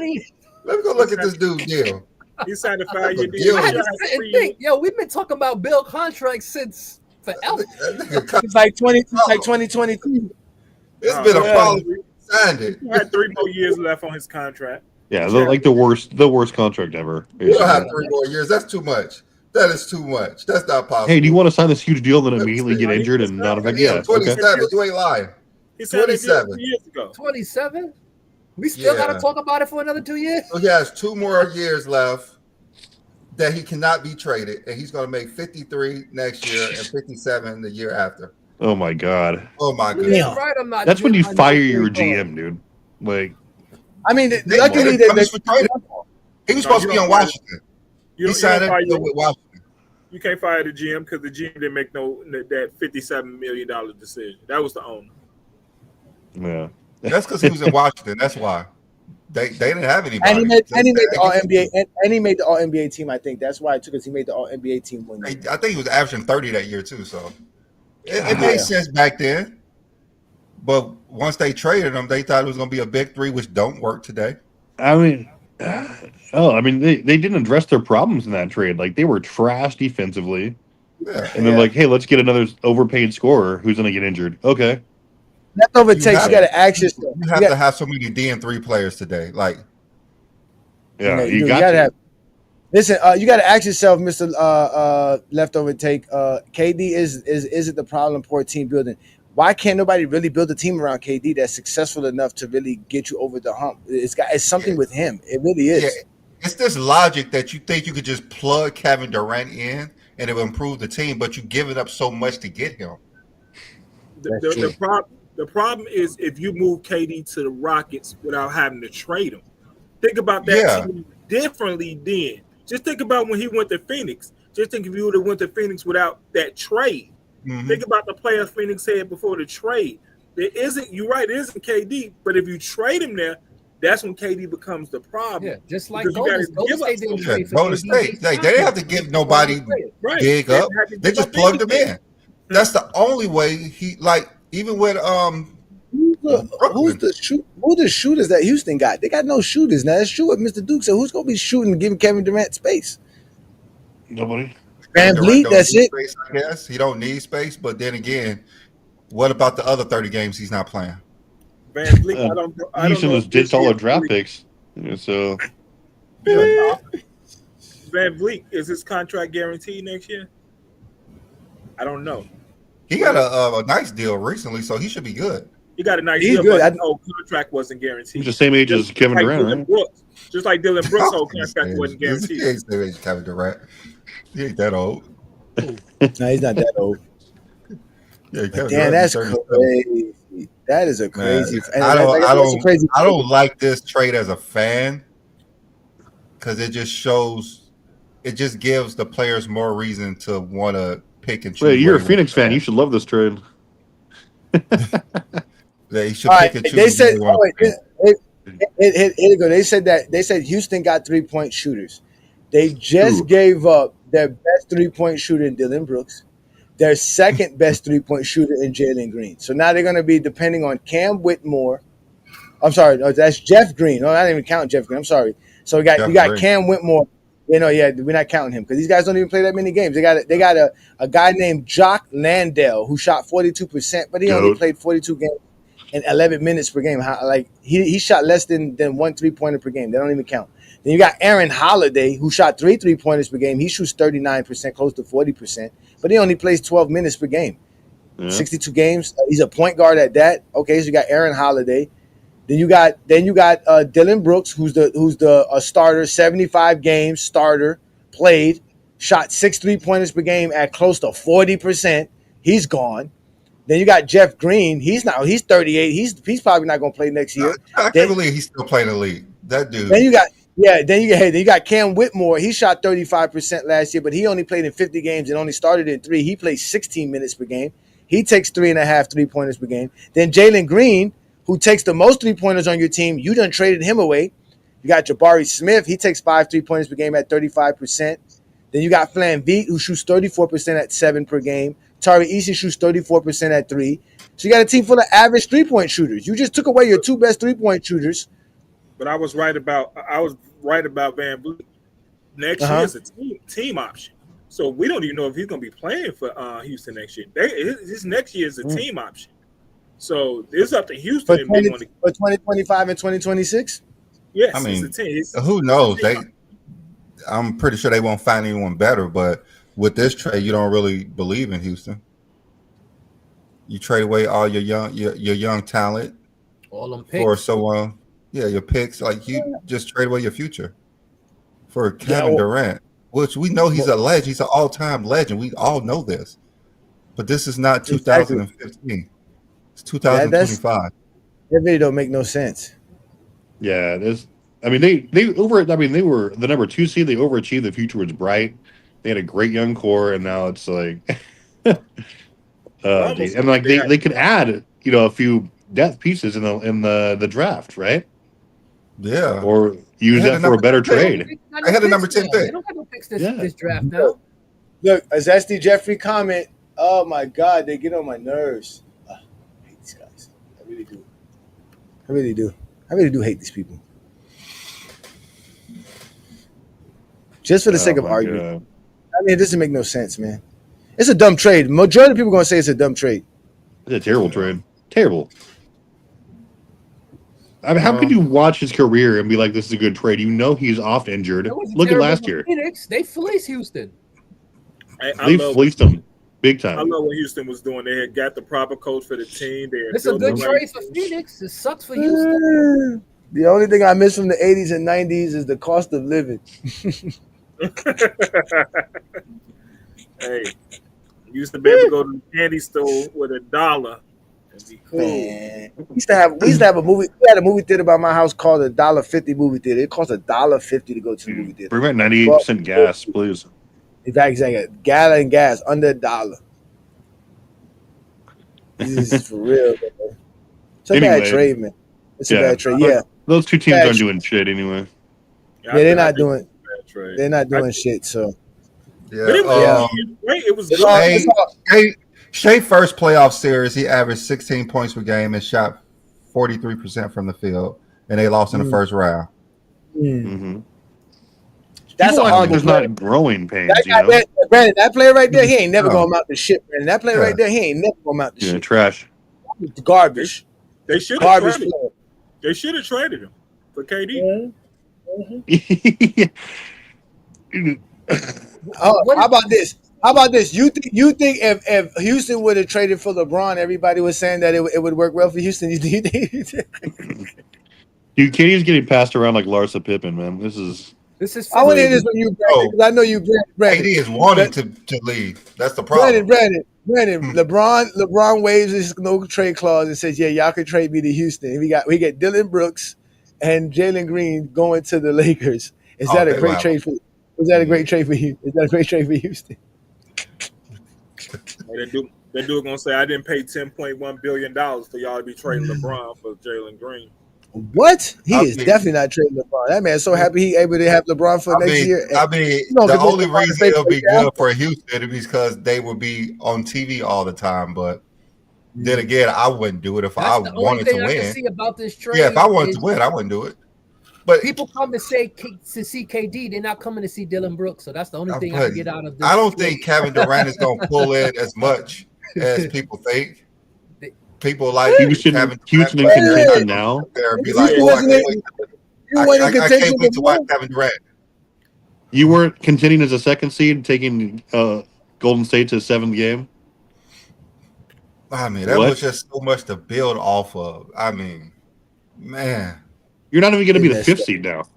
He messed up. Yeah, because you can write that in a book. KD's going to miss 20 to 25 games. You can write that down right now. I kind of missed the GOAT, man, because now y'all got me ready to say what y'all think LeBron's going to do when the Lakers get back next year. We're thinking, fuck the West. It's going to be Heat, Lakers finals, 2026. Stop bringing up Heat, please. You see, we didn't trade for Kevin Durant. We still trying to win because we right there. Did somebody who's they gonna give up, Bam? Tyler, like they're not giving up those players for Kevin Durant. They know that Kevin Durant. Tyler Hero was an all-star, sir. What did Jalen Green do? Jalen Green's only an all-star. That wouldn't make any sense. So yeah, Tyler Hero is better than Jalen Green. I'm just saying that would be a stupid trade to make still. If Armin Thompson could be better than Jalen Green, goddamn it, for sure. My boy Tyler could be better than Jalen Green. Tyler has proven himself more than Jalen Green has. I don't want KD in Miami. The only way I wanted KD in Miami is if he would have brought Russell Westbrook with him. The only reason that he'll work in Miami if you didn't give up anybody. That'll be different. Oh, so that's not a bad take, Mike? That's a good take for you, Mike? Me saying Tyler Hero is better than Jalen Green? Hey, Mike. Check out one thing for me. Tell me how many playoff games did Miami Heat win this year? Excuse me, sir. Same amount Chicago won. Exactly, my point. Exactly. My point. You have no point. That shit was dull as hell. Talking about the Bulls in Miami. So both of y'all trash teams. Both of y'all trash. None of that, man. Matter of fact, since we you know what, we were having too much bad conversations. We need to uplift the conversation. We need to get some fun up in here because you guys are just talking about Kevin Durant and Jalen Green and Miami Heat, Chicago Bulls. None of that matters when we're talking about Game 7s, right, Craig? Because in the Game 7, we know Michael Jordan had a pair of sneakers that nobody wore because Michael Jordan never played in the Game 7. So we're going to imagine that Michael Jordan wore some Game 7 sneakers. So with that being said, ladies and gentlemen, we're about to give y'all the soul of the game with Craig. With that, these shoes that we're about to design with words starts with a soul. Not a soul, but a soul, what touches you to earth that's floating in nowhere, the soul. Yeah. All right, so yeah, like he said, he never played a Game 7 in the finals, so I don't have no shoe to represent a Game 7 finals and the finals for him. But I do have a shoe that it's not the color of the shoe that he won in Game 7, but it's the model of the shoe. Actually, it was just released, and I would call for me, it's the shoe of the month that I picked up for the month. So yeah, this is this. Actually, still got it in the bag because I didn't even take it out yet, but. Right here. This is the shoe that came out originally in 1990, and he never wore the shoe because it doesn't match his uniform. Now today's era, he probably would have wore it because a lot of players don't wear matching shoes that match the color of the uniform. So this week, the shoe of the game is going to be this shoe. This is the Air Jordan 5. This is the retro. It came out yesterday, so if you still want to buy it, it's still available everywhere. But this is the original shoe from 1990. It's the first time they brought it out in the 1990 specs. They call it the grape because of the color, the purple and the kind of ocean blue, whatever you want to call it, emerald blue. But that's the 90s colors. That's 90s colors. Everything in the 90s was in the two colors. Yeah, they wear these weird colors, but yeah, this is the shoe. This is the only shoe of this model he had worn in game. Because like I said, the Bulls colorways was red, white, and black. So he wasn't wearing purple and emerald to the game. But he could this model. 1990, right? You said those sneakers came out in 1990, right? Yeah, this is 1990 shoe. He couldn't award for like the All-Star game, or what were the uniforms for the The All-Star? uniforms in the All-Star game was blue and white. Blue for the blue for the away team, and white for the home team. He wore this at the Wheaties commercial, the Wheaties cereal box back in the day. He did wear this on the Wheaties box. If you had the Wheaties back in the 90s, he did wear it in the 90s in the shoe on the cereal box, but he never wore it in a game because they didn't match the colors. But this is like really inspired by the Hornets. This was the Hornets colorway. I mean, you could say the Hornets colors, but this was inspired for the Hornets, because they came out in 88. They was first into the league in 88. So of course Hornets is his state's hometown team. So this is one of the things for the Hornets team. But yeah. All right, so those are dope. So did he wear those sneakers in the Bulls colors when he lost in 1990? Nope. No. That's not right, Craig, man. But okay, show for everybody, man, so they can see it. Go ahead and go spend your little $250. Go out there and be a loyal basketball fan. And hold on, wait, is that the first one that put the bubble on the shoe? No, this is the third model that came with the bubble in the shoe. I think this one right here is the first model. This is the first model that had the bubble shoe. The bubble on the bottom. The bubble, the bubble shoe. All right, this so this is the shoe that saved them from Nike. If it wasn't for this model, there would be no Nike. Wow. So that indeed, man. Shout out to you, Craig, man. Again, y'all, we do the soul of the game with Craig, where he breaks down, because Craig is a big time sneakerhead, man. He loves Jordans. He loves all kind of sneakers as well. And we all know Michael Jordan definitely revolutionized the entire fashion world with his brand, the Jordans. Still to this day, they're one of the most popular, if not the popular, shoe brand in the world. So shout out to you, Craig, man. We always look forward to seeing that, man. That's a great segment by you, man. I'm gonna do a collection special. Oh wow! See, look, see, and y'all always say Brandon and I are Jordan haters. We're not Jordan haters. We just don't spend $250 for a pair of sneakers.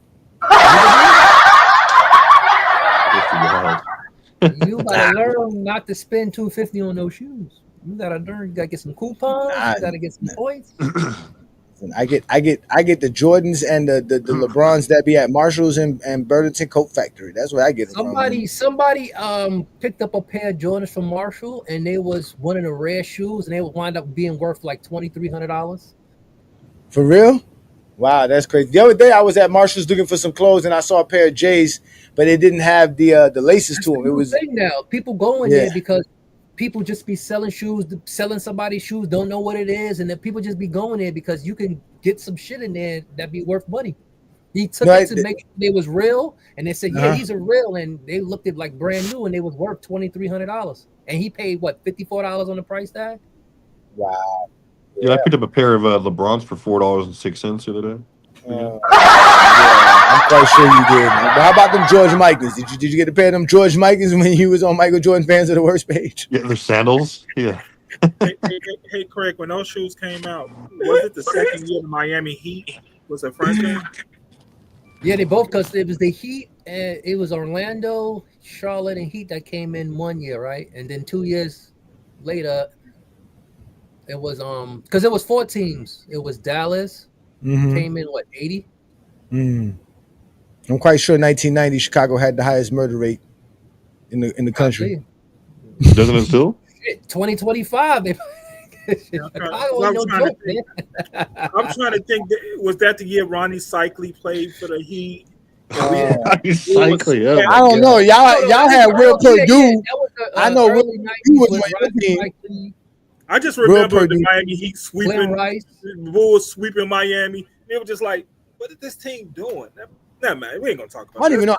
That's how horrible the 90s was. The Miami Heat were in the playoffs within 2-3 years. They had a garbage team with Grant Long. 97 Heat was great. Coles. No, not 97 Heat. The 92 Heat. 92 Heat. Ronnie they had a bum team.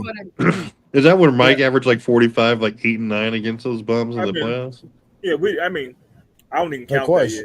If somebody asks me about it, they'll be like, that was the Miami. That's fine. We were an expansion team. That's fine. I know. We won a championship in the 2000s. The Bulls didn't. I know that much. We won a championship in the 2000s. The Bulls never did.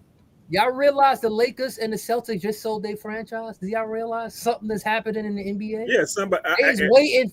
That means that they are getting 2 new teams. The expansion team is happening. You think so? Going to Vegas, right? Yeah, it's happening. Vegas or Seattle? Vegas and Seattle. It was a numbers game. If they move to Vegas and Seattle, what two West Coast teams got to come on the Eastern Conference? They're gonna have to do something, rearrange the conference because that'll be 2 extra teams in one conference. They might as well send Memphis over there because you know the way Memphis is. Memphis to Tennessee, that's right by. I literally can drive like where I'm at. I could drive 6 hours and I'm in Memphis. Right. I mean, you can take Memphis is right down from Chicago. You take 57 right to Memphis. It's a straight south drive. So state Memphis on the side. Yeah. So no wonder why crime is bad in Memphis. They let people from Chicago in. There's a lot of people from Chicago. Yeah. That's a fact. I mean, get out of Chicago, John, just so we can take that city out and be better for it. And Detroit. I have so many friends in Memphis. It's crazy. But yeah, I mean Miami. Yeah, we got our own stuff. Nobody like coming down here unless it's Memorial Weekend or the summer, and we don't like going anywhere else. We stay right in our own zone. Go for Carnival, Miami Carnival in October. I used to be there every year. Oh yeah, Carnivals be blasting too. Carnival definitely be a blast too. Carnival's a blast down here. So we put the link up for all y'all who want to join us and have a conversation. We won't be on too long today because Lamont will be doing a live very shortly as well for the NBA Finals, and obviously we're going to be doing our play-by-play. So y'all make sure to catch us for the play-by-play tonight. It starts at 8 p.m., so our play-by-play will start a little bit before that. Make sure you tune in to the GOAT James Kingdom. I do the play-by-play for y'all right here on the GOAT James Kingdom channel. Yeah, I know. That's what AI do to you. Instead of spending $500 on a suit, you just spend $15.99 per month for your AI, and you put a suit on yourself, and you look good like that. I even got a haircut. Look at that. I ain't never get a haircut a day in my life. Last time I got a haircut, I was 15. I was like, why are you wearing headphones? Oh, because I'm doing play-by-play. I can't hear myself. I got to hear the producers. I do real basketball talk. I'm not these idiots. Why you not wearing your Miami Heat colors? Why you got on blue? Why you wearing your Miami Heat colors? He's a professional with that nice suit on. I am a professional. I am a professional. And he got a nice ass studio. Black, red, white. You even got the cheap, dude. Like that. Yeah, because when I get gangster, we turn into that. But we put on the fedora. You know what I'm saying? That's how you get gangster. You want to act gangster? We get gangster up there. Oh, you got the chain too. I like that. Look at that. I was looking at the background. I didn't see the Miami Heat on there at all. I mean, I was really studying. Is that Chicago? Yeah. Nah, you know. Listen, the only heat we bringing is letting everybody know why LeBron James is the GOAT of basketball. You want some heat? Come on, GOAT James Kingdom on a Sunday afternoon and find out what happened to you. You'll get all the heat you want then. How about that? You guys killed all the zesties, man. They don't show up anymore. No, of course not. That's what me and Brandon wanted to do. Me and Brandon actually. Yeah. Brandon and I said it's best for us. Now we're in the safe zone. Nobody wants to talk basketball with us. They don't want to argue with us. We can talk basketball. We can say all the things we want to say without having anybody messing with us. This is why safe in the comments. They're safe in the comments, and we're safe every Sunday afternoon because ain't nobody gonna come here talking to us about nothing. Oh wait, my bad. I said we were safe, but we obviously not safe. King Speech Road popped up in the building. We not safe no more. No, we're safe because he thinks LeBron's the GOAT. So his criteria got LeBron as the GOAT. That didn't happen. That didn't happen. Criteria and LeBron came out and both of them. No. I'm still stinging last night for y'all telling me I don't love basketball. I didn't say that. I said you love basketball. I know. Look, me and Johnny is compatico right now. We had a chat this week. All right. I love basketball. I love basketball. I love all levels of basketball. All right. WNBA. WNBA, yes, it's gonna be lit. Actually, Johnny, we was talking about that a little bit. Pervert. No. See, LeBron is not the GOAT. LeBron is my chat GPT calls him third. No, you value when him I as a put GOAT. my full criteria in. No, he was second. He was second on your chat GPT, but on Lamont, he was number one. LeBron was He was your number GOAT. one, and as we know, Lamont was Mm-hmm. speaking again, coming up with all types of nonsense. At the end of the day, bro, as I said, man, I go beyond this GOAT stuff. My show today. I'm gonna try to do my show today. I was supposed to do it on Thursday, but I had to fly out. It was a family reunion thing, so I had to postpone it. But I really want to get into why people can't really judge these teams, because even right now, we're prognosticating this trade. And look, Phoenix still got work to do, and then Houston gonna have some work to do on how they do this roster. Because honestly, like I said, my first thing is what happens to Amen Thompson. Amen Thompson's on the verge of two-way superstardom, but KD plays his position. Now, is KD gonna be the power forward? You know what I'm saying? Or do they really need a power forward? But how will Amen Thompson? Because I think he's the key to their future. Obviously, now that they moved on from Jalen Green. But a lot of the times we have a problem with the ring culture aspect and argument, judging teams. How do you judge these teams? Because again, we go back to all of these great teams that LeBron had, that Jordan had, and a lot of people don't understand. Like, you just look at the names and the talent there, and you don't understand it. Golden State had a better team than the Cavs, no doubt. But I don't believe that Golden State had a talent disparity. So those are two different things. Those are two different arguments. You understand what I'm saying? There's so many more like examples. Like right now, people are very shocked at Indiana. And I said something in the comments last night. If you look at this Indiana team with 7 guys averaging double figures, well, it gives you a little bit of a glimpse into what the Boston Celtics of the 60s were. And somebody said I was crazy for making that comparison. No. You got 6-7 guys who can get you double digits. And I would say the difference is that team with Boston had a Bill Russell because I don't know. I came in and y'all took my greatest game 7s of NBA Finals history. Bill Russell had 30 points, 40 rebounds, and 53 minutes of Game 7 against the Lakers in 1962.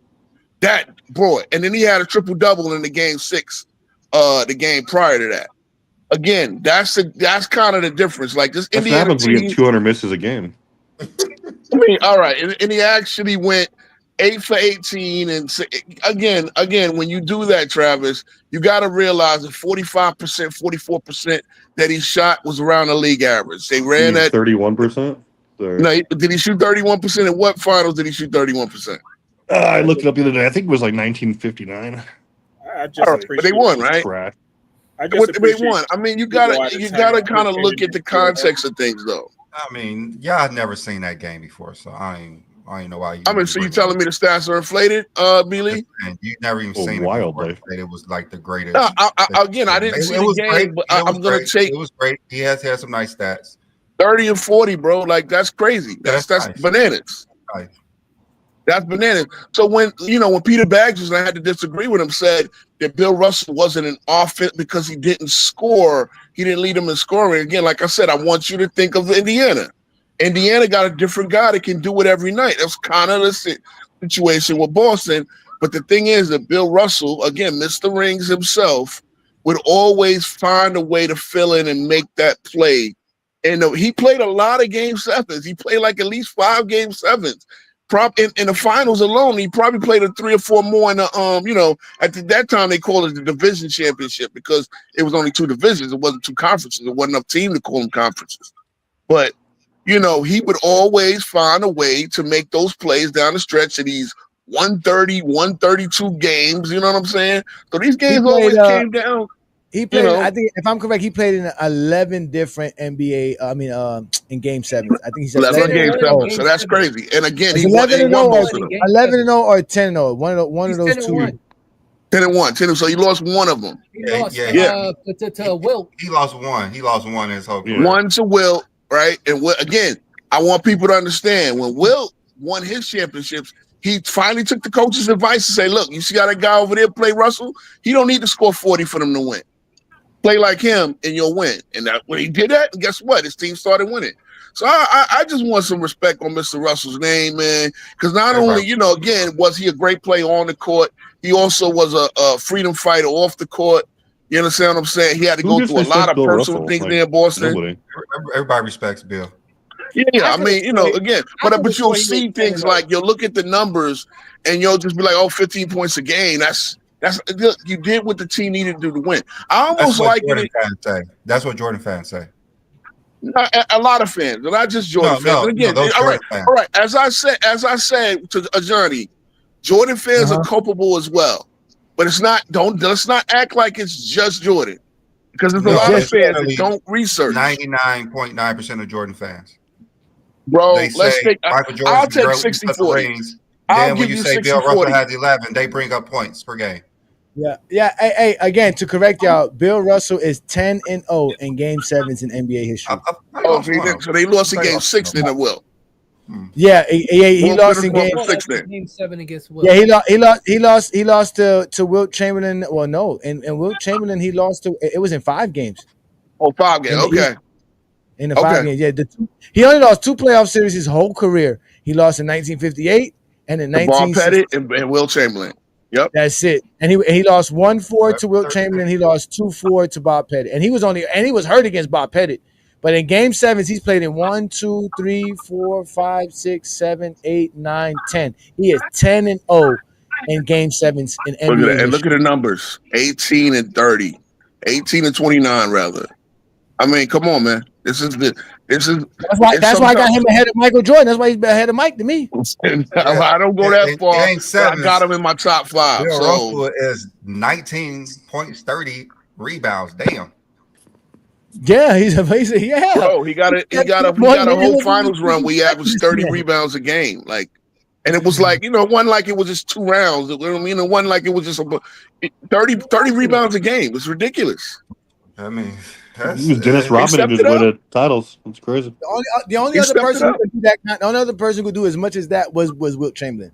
You had guys getting close to 20, 25 rebounds, but the guys who was getting 30 rebounds was all Bill Russell and Wilt Chamberlain. And keep in mind, there were other great centers: Walt Bellamy, Artis Gilmore, Willis Reed. Jerry Lucas was the 4, but he was about 6'9". So you're playing against a Hall of Famer more than half the games. So I just want some respect on the 60s. That's just my thing. I want people to understand teams and dynamics and stuff like that. Again, when you look at the Pacers, a different guy could come out and lead that team every night. That's kind of sort of what Boston was. Again, Hondo, Sam Jones, Heinsohn, Don Nelson played in there. Don Nelson would have a night where he can get 20. You know what I'm saying? So a bunch of guys. John Thompson for a couple of years was his, the one that coached Georgetown was his backup center for a couple of those years. There was a lot of greats that played in that, and a lot of great minds, a lot of future coaches. Red Auerbach was the master manipulator, manipulating all these other teams and getting straighten for guys that he wanted to draft, and they kept it together, and they just ran it off back to back. So it was never one guy, and that's I think what people seem to understand. Like, it was never one guy that was just carrying everything. The same way that there's never one guy carrying any one team. Like, so when we do Pippen had a great night that night, of course. Kyrie stepped up that night, of course. Clay had a great night that night. Why do we hold that against the other all-time great? Stupid. I mean, those are Jordan fans. They say Pippen. Everybody's fan, man. Again, look, as the resident Jesse Jeffrey. Bill Russell rings don't count. All to keep Michael Jordan. So okay. I'm calling myself the resident Jesse Jeffrey, and you see me. You need to go to some. He said the residency Jesse Jeffrey. Did I not call you? Did I not call myself a Jesse Jeffrey on my own channel for you, Johnny? Not for me. Shout out to you on your channel. Y'all make sure to holla at King Speech Road his channel, man. Go subscribe to the brother's channel. But I'll call it. I'll give you 60-40. Come on, Billy. Because let's be real. Y'all got 120,000 people in that group. And y'all know full well like some of them be saying the dumbest shit that y'all don't even agree with. It's like 99.9. You come up here and you tell a Michael Jordan fan that Michael Jordan's not the GOAT and Bill Russell's the GOAT, they're going to start shitting on his points per game. Which is stupid. Which again, I will call them again. I will call them you're talking to the wrong fan base. But if you because let's keep it real. Let's keep it real. The same LeBron fans do not go back and look. They'll start shitting on Pippen in 1988. They start shitting on Pippen in 1998. They're saying the same way y'all was shit. But wait a minute, y'all shit on Kyrie in the 90s. We don't. Y'all shit on Kyrie. Y'all shit on Love. Y'all shit on AD. I have never heard a LeBron fan shit on Kyrie Irving. Not once. Really, bro. Really, bro. Come on. I never heard that. See, I mean, I think you playing see no evil, hear no evil, bro. You playing see no evil, hear no evil. I have never heard that. I have never heard any. Not one LeBron fan. And say something negative about Kyrie Irving. Not one time in my y'all life. Got 100. You can't speak for the 120,000 members never of your heard Facebook one group. negative comment about Kyrie Irving. Facts. Not one. Facts. Not one. No, why did Kyrie get up out of Dodge before LeBron then? If that's the case. Because of ring culture, because he was listening to Kobe telling him he ain't nobody winning the championship. Kobe Bryant told him. See, this is what I mean.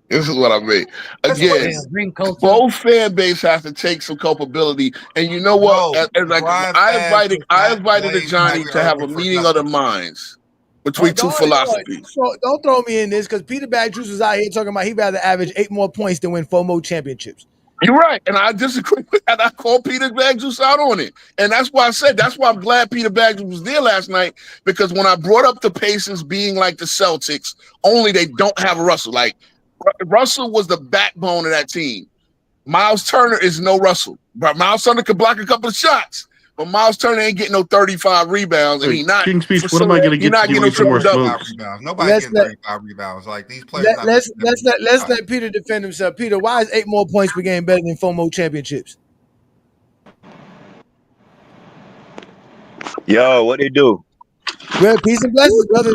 Tell us. We want to know why is 8 more points per game better than 4 more championships? Watery defecates. He said water. Yeah, I listen. That's not my fault. It's not my fault. Anthony Davis ain't did nothing without LeBron James in his career. Oh Lord, here we go. Here we go.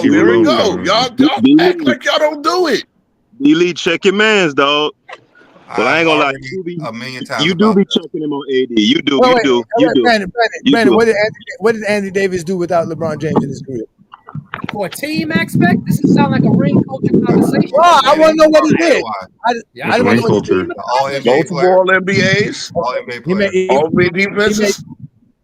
He made 3 all defensive teams, 3 all NBA players, correct? I just know he was an all NBA player.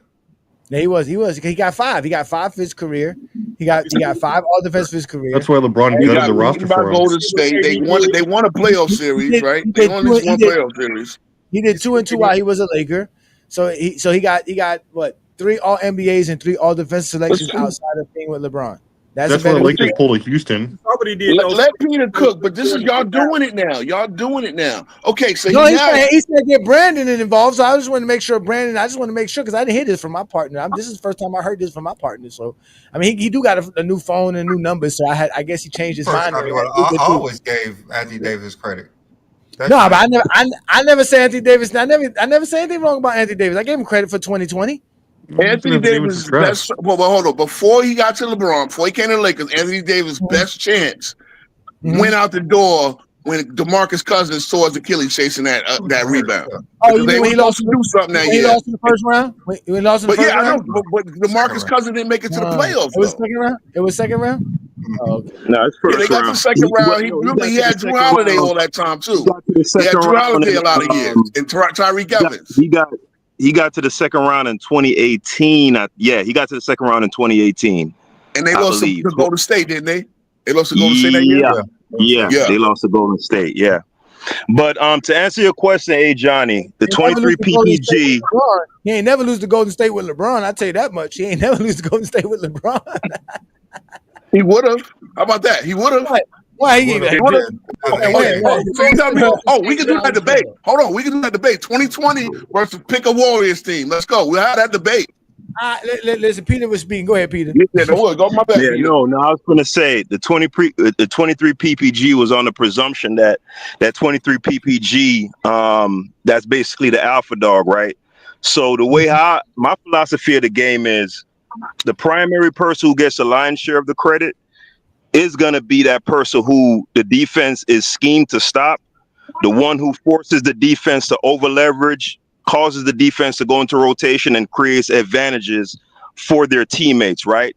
For me, in terms of how I value players, that is the platinum standard out of every other impact that an individual player can have on the game. That's just me, right? Now, so when he said the 23 PPG, this with the assumption that 23 PPG represents the hands down best offensive player on the game and the one who creates advantages for his teammates.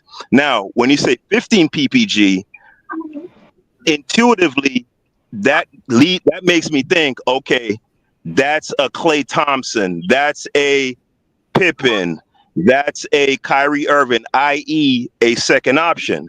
It doesn't mean that they're less than necessarily. Well, it does mean that they're less than, but it's not an indictment on a person to say that they're a second option. It's just to say that 23 PPG, I take that to mean that guy is winning those 7 rings as the number one lead dog, and the 15 PPG is not the lead dog.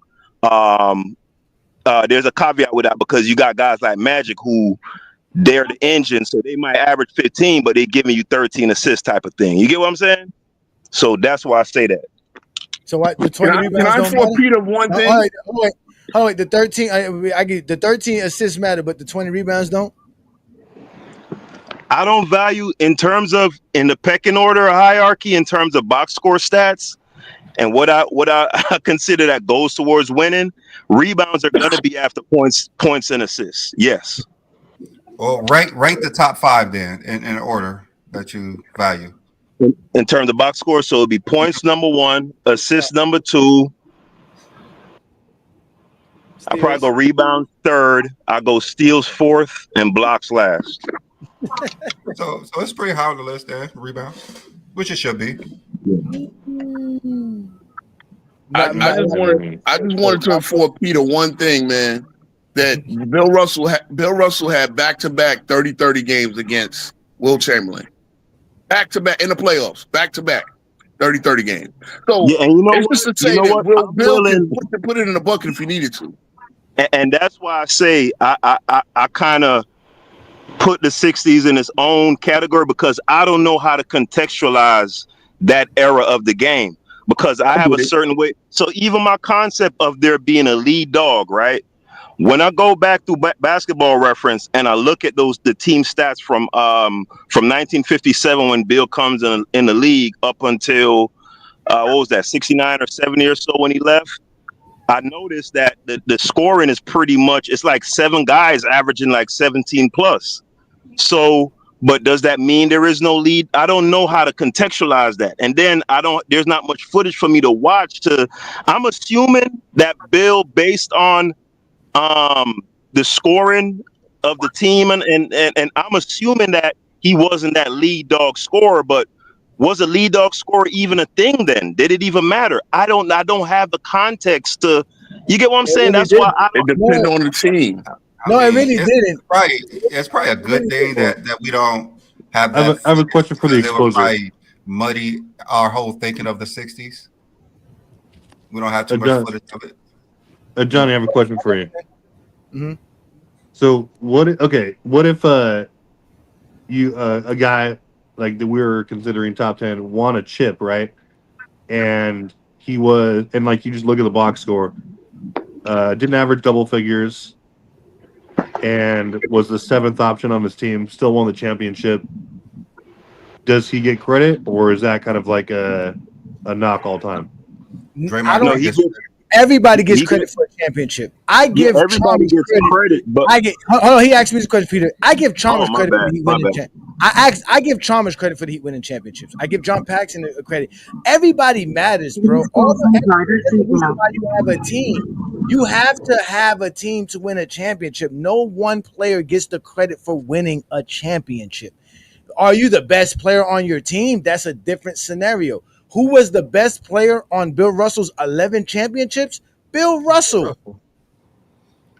That's, it's different because look at somebody like Draymond Green who averaged less than 10, everything. He's very impactful. But Bill Russell was a 5-time MVP. So that's a huge difference. No, it's a huge difference. I'm just saying there have been series and MVPs on that Boston Celtics. there have been series and whatnot where Bill Russell like his numbers were wildly, especially early on in his career. Like his numbers were obviously his rebounds were there, but he was the 5th, 6th that guy. Like I get it, scoring's on everything, and you're a great defensive monster, but I mean he was getting like 1959. Like he was 56 guy in what? And what? Like like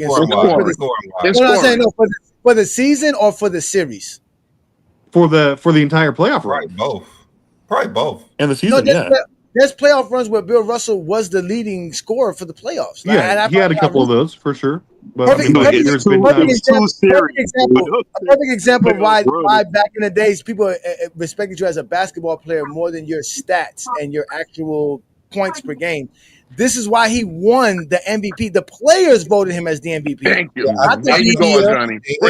Ruins. I mean, how does it stack up though? I mean, like I get it, and I've always said Bill Russell being the 5th scorer on his team. I think the MVP completely ruins that. So if he didn't get those MVPs, it'll be a completely different story. Mind you, I'm just asking at what point you draw the line, right? Like, okay, you're doing this, but if you're always being, and like this is maybe he goes to Peter's point, is like, okay, I get it. You're doing all these things, you're the engine, but I mean, there's tons of times where players are just consistently the better scorer. Like they shoot way better than you from the field. But he was the best player in the league, the MVP. You know what I'm saying? He's the best player. Yeah, like the MVP ruins that narrative. Yeah, he had the respect from the other players, opposing players. Yeah. Exactly. In 1962, he averaged 16.6 points. I'm sorry, my bad. Okay. I'm sorry, 18.9 points per game, right? But he averaged 23 rebounds per game. And it's not mentioning how he blocks shots and how he affects the game in that sense. He led the team in the playoff points. He had 22 points per game and 26 rebounds, shooting 45%. Do you know how good you have to be to shoot 45% in the early 60s? He has Bob Cousy shooting 35%. Tom Hyacinth shooting 39%. You have Frank Ramsey shooting 37%. These are the guys that y'all saying are better scorers than him. Then obviously we have Sam Jones who shoots 44%. He's obviously a good scorer as well. But Bill Russell's right there with him, and Bill Russell's doing more than that. Bill Russell's rebounding. He's the leading. Well, he was the second leading in assists. He's also blocking shots, and he's shutting down everything. He's changing the entire aspect of the game. That's why that's the season he had the back-to-back 30-30s against Will. So just like I said, it wasn't always one way or the other. Look at the 1959 NBA Finals where they shot. Will is hold on, wait, no. Russell probably was standing on something. But if we go to the 1962 season, the same season we're looking at with these players, right?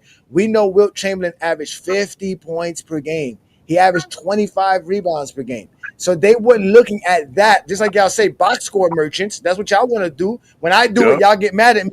When those players were telling you, well, listen, I don't care how many points Wilt Chamberlain was averaging. He doesn't affect the game more. He's not more valuable than Bill Russell. Oscar averaged a triple-double, and the players still said Bill Russell was the best player in the league. But they also told us that the man choked out a mountain lion. So I don't know where to go with a lot of what they say, bro. Like, but we know. Wait. Peter. We know Wilt Chamberlain did score 50 and 25. There is no way we know if he fought a mountain lion. That we will never know. We will never know that. But at least we know with the numbers that he did. But again, it's the perceptions we're talking about, right? Because remember, Peter, you said you value points, assists, rebounds, steals, and blocks. Well, back then they saw Bill Russell's 20-something rebounds and all the block shots just as important as Wilt Chamberlain's 20 rebounds and his 30 points. They saw it as the same. A lot of background noise and hits. Yeah, Peter. So that's the point, Peter, is that how we want to value stuff. Yeah, we all are allowed to have it, but in reality, none of us are right or wrong with it. But in reality, the true fact of the matter is that back then they saw Bill Russell as he affected the game across the board. Because it wasn't like, oh, we don't have to worry about him on offense. He was going to score on you if you didn't guard him and protect the basket. He was going to get the rebound and put it back up on you. So you had to stop him not only on offense but on defense. There's nothing you can do because he's basically telling you you can shoot all you want out there. When you come in here, it's a wrap. You're not gonna get nothing in here at all. Are there any full games on YouTube of Bill Russell? Yes, you can find some full games of Bill Russell if you want to. They have the whole second half of the 1969 NBA Finals available on YouTube because that was what they showed. Do that one day like we did Jordan. I think Bob Cousy was probably the best one. Listen, you ain't got to say nothing, Brandon. We got some time left here. Let's see if we can find some Bill Russell moments, because again, Bill Russell was a basketball player. It's not about just scoring. Because remember, I told you that, Peter, that there were guys like Willis Reed and Oscar Robertson and Jerry West and Elgin Baylor. All those guys scored more than him, but nobody still saw those guys as better players than Bill Russell. It was only Will Chamberlain, because Will Chamberlain could do all three. Will Chamberlain just maybe Johnny, maybe my mind is corrupted because of when I was born. Because when I go back and I look at Wes Unseld stats, I'm looking like, how did this dude win MVP? Like, I don't get it at all. What he did, because he protected the paint, he rebounded. Back then, you wanted to get to the paint. You didn't want to take a 20-foot jumper. Nobody could shoot back then like that. So if you couldn't get to the paint and control the boards, you were losing. That was the point of the game. That's why Wilt Chamberlain changed his whole style. I'll rebound, I'll protect the paint, and I'll pass the ball, and I'll let all these other guys do what they do best. And he started winning more, and he won more MVPs doing that. Wilt Chamberlain won more MVPs averaging less than 30 than he did averaging over 30. Facts. Sucks for him. And Unseld was so great at screening. He was so great at setting screens that the guy would get open shots off his screens and open screen assists. We talking about GOAT. No, but yes, but in the context of the conversation is goated niggas who's GOAT category. And you gonna tell me about some goddamn screen set? Yes, that wins games though, Peter. If it wins games and they understand that matters. Peter is looking at the overall talent of Bill Russell. That's what he's doing. He's looking at the overall talent of Bill Russell. He was less talented, but he was more intangible. You know that he was not as talented as majority of the players, probably all the players in the top 20. But then again, that was just a different era. Yeah, but he's definitely more talented than the players he was playing in his era. That's the point. Yeah, it's just a different era. That's all it was. Just like when y'all try to tell me that Jerry West was better than Penny Hardaway. It's just a different era. See, look, they valued this, Peter. Look, they valued rebounds. Look, boom, that's it. You missed. We going on the other side. Look at him running, trailing. Look at him. Look, screen the shot, open man. Look, boom, wide open. Off the screen. He made that play right there. Game, not highlights. He wants to see a full game, not highlights. Look. Because Come on, look at this. This is the big man bringing the ball up. Look at this. Bam. You made the that's play. What I'm saying. He's a playmaker on both sides of the ball. Look at this, running in transition. Then again, during this game, there was 70 misses. That's true. Look, running in transition. Look, who don't want to pick that runs in transition? Yeah, but then again, the rest of the game, there was 70 to 80. We're going the other way. Look, we're going the other way. Look, we're going the other way. This is great basketball, sir. Remember, look at this. He got more of a left hand than Jordan had. He could dribble with his left hand better than Jordan could. Look, going left. Oh my God! Here we go. Look, Bill Russell. Left-handed. Get that out of here. Man, he was left-handed, so we got to give him. He was left-handed. Russell was again, he's controlling the game. Man, look at all those electricians. Oh God, here we go again. All the milkmen. Yo, Bob, I'm gonna get Bob. That guy delivered my paper. Travis. I'm gonna get Bob Cousy to pull up on you. Bob Cousy can steal the bait. He sure said JJ Redick straight. Hey, we're gonna leave Bob. That was a clown take. Bob Cousy alone. Bob Cousy thinks LeBron's a goat. Leave him alone. God bless God, Bob Cousy, man. Hey, look at these steals, but they don't count for Bill Russell. Look at these steals. Look, a steal. Look, they don't count that. Here go. Look, a steal. They don't even count. Still in the inbound. Watch this. Steal. Look at this. Look at that. Steal. They didn't even count that. Not to mention he was a coach player. Look, another steal. He's doing everything on the basketball court in an era where players couldn't do much. Hey, maybe Chilltown could give us some more some context. Like, how do I contextualize the 60s? Because remember, the discussion is not if he's great or none of that. It's, is it fair for me to say Michael Jordan is clearly better? Because from my perspective, it seems that Bill Russell was pedestrian offensively. Is that fair? And how do we contextualize that era to where I can make a fair comparison between, let's say, him and a Jordan? How do I do that? I don't know how to do it. It's just different games, man. It really is. It's different games. Back then it was all about pace. Bill Russell dominated the game a different way than Jordan. Yeah, and it's like comparing. And that's the beauty of basketball, most of the time he was the champion, basically all the time. So yeah, you got a lot of background noise there, Peter. You just have to have their era. You just Like, you can't never- say Michael Jordan is better because he's more skilled than Bill Russell. Brandon, you was a scorer, right?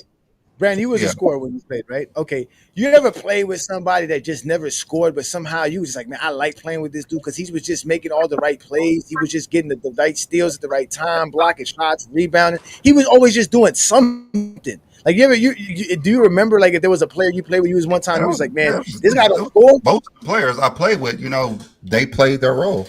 Some people was great defensively, and that's what Nobody we said needed. I bust your ass because I got 10 assists and 10 rebounds. Motherfuckers say I bust your ass because I dropped 30 on you. Yeah, because it's all about scoring. But you know what? That 10 assist, 10 rebound guy is going to win more often than not. And it's about the W. And that's why Wilt Chamberlain never said he bust Bill Russell's ass, because at the end of the day, Wilt Chamberlain had the more points, but who walked away with the victory? Bill Russell. So you never busted my ass. You never busted my ass. We can do wins culture. We can do wins culture, but we can't do rings culture. What you mean? That's what we told you. But first of all, he's the reason why there is no ring culture. Because unless you respect his 11, you don't care about winning. Everybody don't really care. No, they just try to discredit him because he has more rings than Jordan. That's all. It's 15 points per game.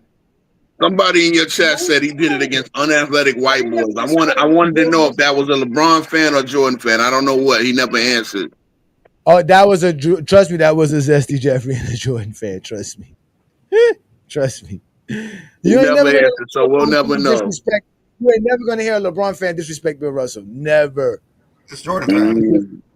Never. He doesn't make us feel bad because we appreciate a player at the overall aspect of what they did. I don't see how you called him trash the other day. The same argument you can make for LeBron over Russell, you can make for Jordan. They literally have the same argument over Russell. So I don't understand how it's the only can be upset. Jordan has over LeBron is the rings. But then when you bring in Bill Russell, they start talking about his points per game. It's not the only thing, but we can get into that down the road. When I compared my top five, which is LeBron, Wilt, Kareem, Jordan, and Russell, to all the accomplishments and the stats that existed in Bill Russell's era, Jordan didn't match up to him at all. The other three did. How? As Jordan said himself, like how do I disrespect? If we go off of just championships, MVPs, points per game, rebounds per games, assists per games, all-star selections, all NBA selections, Jordan does not match up to Bill Russell. You have to add the defensive player of the year, the all defensive selections. You have to add steals. You have to add blocks. Jordan does not beat Bill Russell if we just go off of what existed in Bill Russell's era. He does not.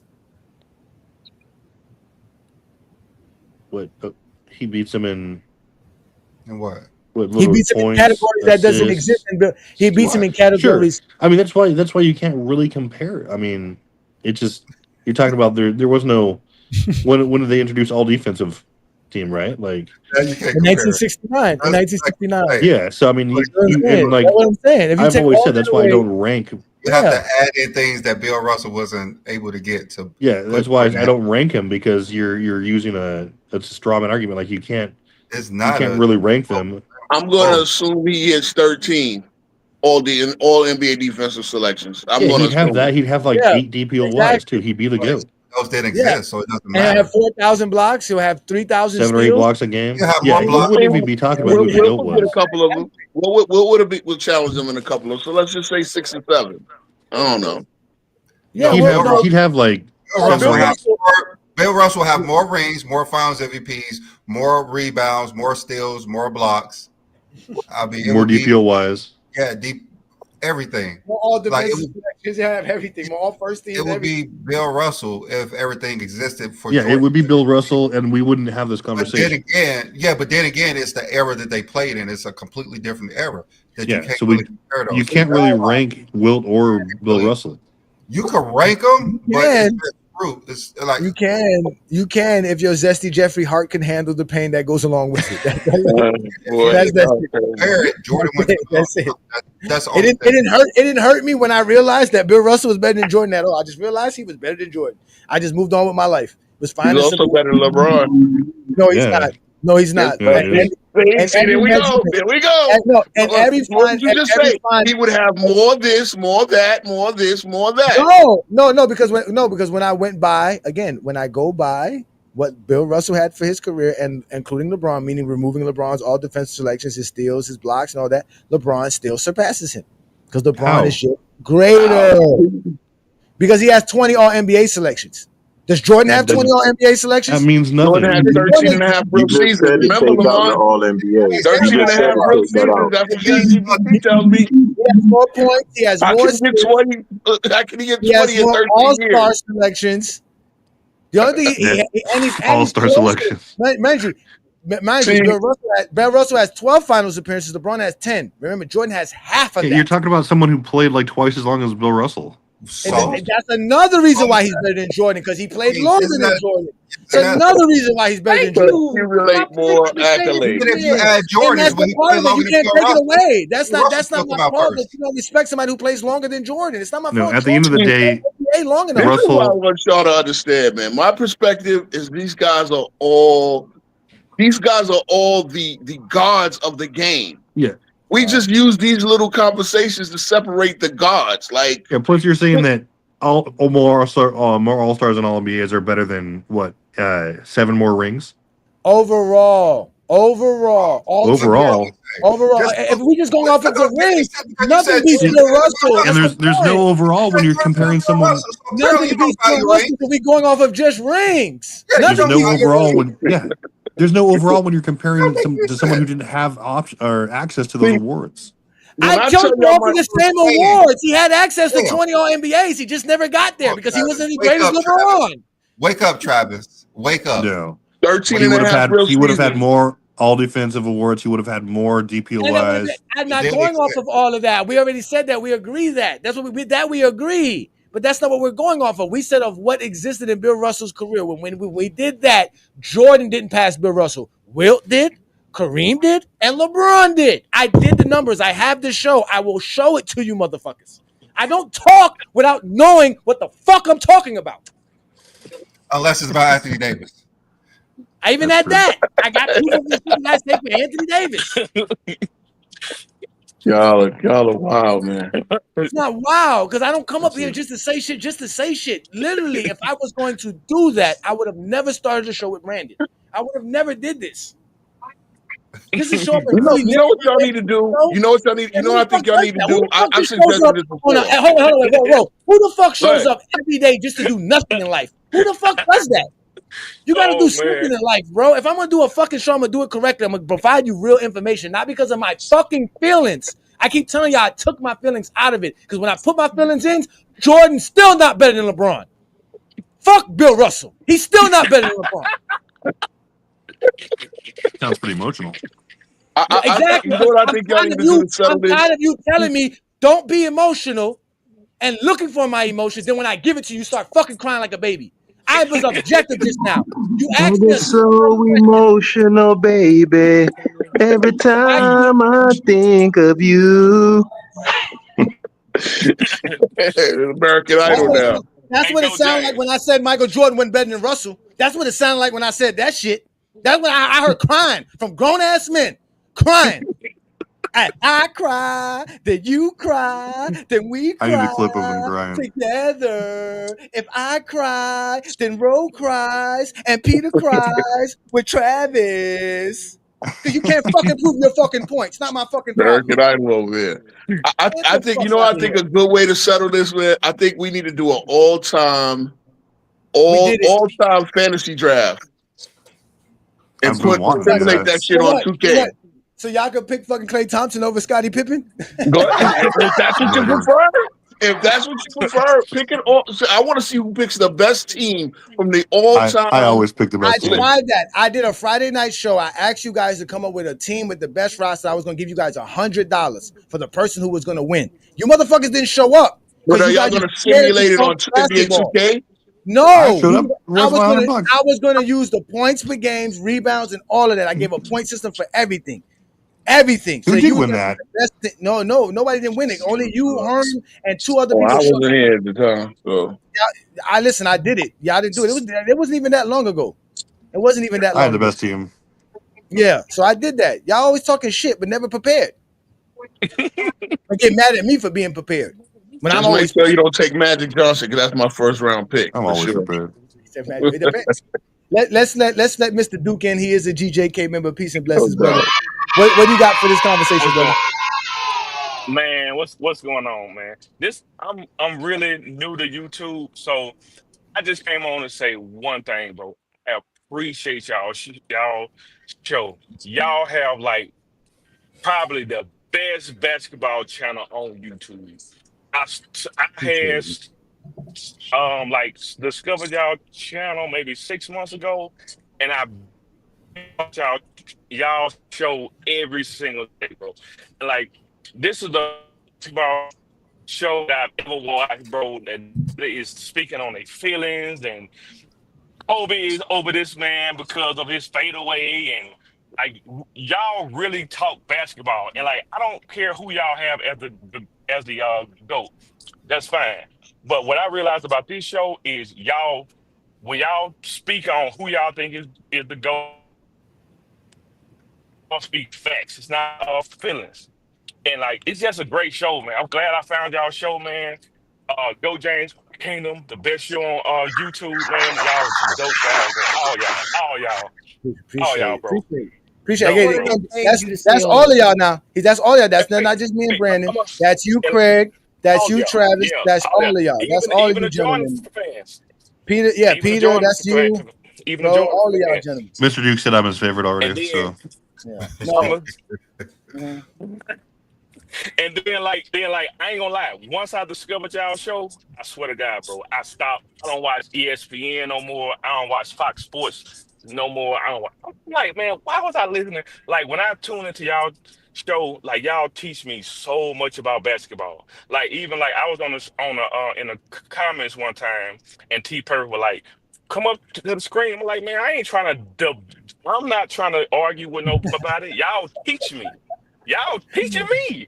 I'm not trying to argue with no one. I joined your channel to up my basketball IQ because this is what I do. I cut hair and talk basketball. Facts. Nice. So, y'all got a dope show, bro. So let me ask you, Mr. Duke. Let me ask you something because I remember. So no. Somebody went on Chill Towns Live one day and said that he be having Michael Jordan highlights and video on his phone for when anybody show up talking about LeBron's the GOAT. So do you have like a pre-saying before you get into an argument with somebody like LeBron is my GOAT, and like do you use like GOAT James Kingdom information when you debating people in your barbershop? Do you do that, brother? That would be so cool though to know that our information. Yes. Oh, that's great, man. Bro, Great. Go James. I'm gonna tell you something. I swear to God, bro. I swear to God, like you teach me so much. You give me so much ammo on Jordan. It's crazy. You teach me stuff I ain't even know. And me and you about around the same age. I'm 42. I'm going on 43. And so I watch Jordan, but you teach me to like what the NBA do. They don't show you old Jordan of him getting his ass kicked. Like you told me, like Jordan choked. I'm like, hold up, Jordan choked. So I went and got off the stream and did my research. I'm like, damn, Jordan did choke. But the NBA Duke in the barbershop cooking food, bro. You know what Johnny did to clip this entire speech. It's not my fault, man. Y'all on the screen, bro. I be on the Duke screen. over there cooking. I be on Duke the over there screen, cooking like, his write own stuff clients, down, bro. Yeah, I be cut your hair and cooking cook them them. thanks to you. Hey, Imagine how good you got to be at giving a haircut that you still show up to find out that Michael Jordan's not your GOAT. That must be a Zesty Jeffrey nightmare. The man who can cut my hair the best got LeBron as the GOAT. Hey, look, Go James. The dopest thing you ever said was if you talking to a Jordan fan, the more they talk, the more they tell you why Jordan ain't the GOAT. It's crazy. They actually give you their like whole criteria, and you be like, Keith Rowe and say it's LeBron James. I learned that from Brandon. Brandon taught me that. I didn't know that. Brandon was like, listen, just let him talk. Hey, Johnny, stop cutting them off. Stop this. Let him talk. Just let him talk. And they talk themselves right into a wall. See, I'm not even a Jordan fan. Like Peter say, right, Peter, keep him in the pocket. Peter, keep it in the pocket. Keep him in the pocket. You got to stay in that pocket, bro. And then what's crazy is, man, I'm a fan of all these guys. I'm a fan of Kobe. I'm a fan of LeBron. Fan of Jordan. Braun is my GOAT, but I'm a fan of all these guys. I don't have to hate on Jordan to make him GOAT. Braun is the GOAT. Yeah, but your phone is going in and out. He started saying LeBron is a GOAT, and his phone was like, I have. Yeah, your phone. Yeah, your phone. You must got an Android, like Brandon. Y'all love them Androids. Y'all need to step up and get yourselves an iPhone. You got a Jeffrey phone. You still got an Android. You ain't got an Android. You tell somebody with an iPhone they got an Android, boy, they get mad at you, boy. They might even fight you over that. Don't never want no Android. I ain't got no Android, man. I ain't got no Android, bro. I got an iPhone. Those iPhones just mess up all the time. I just want to tap in real quick, man, to tell y'all guys y'all doing dope work. Y'all show is dope. I love y'all show, man, and keep up the good work, man. Thank you. We appreciate you, man. Listen, man, thanks for your support. I'm glad you got your package.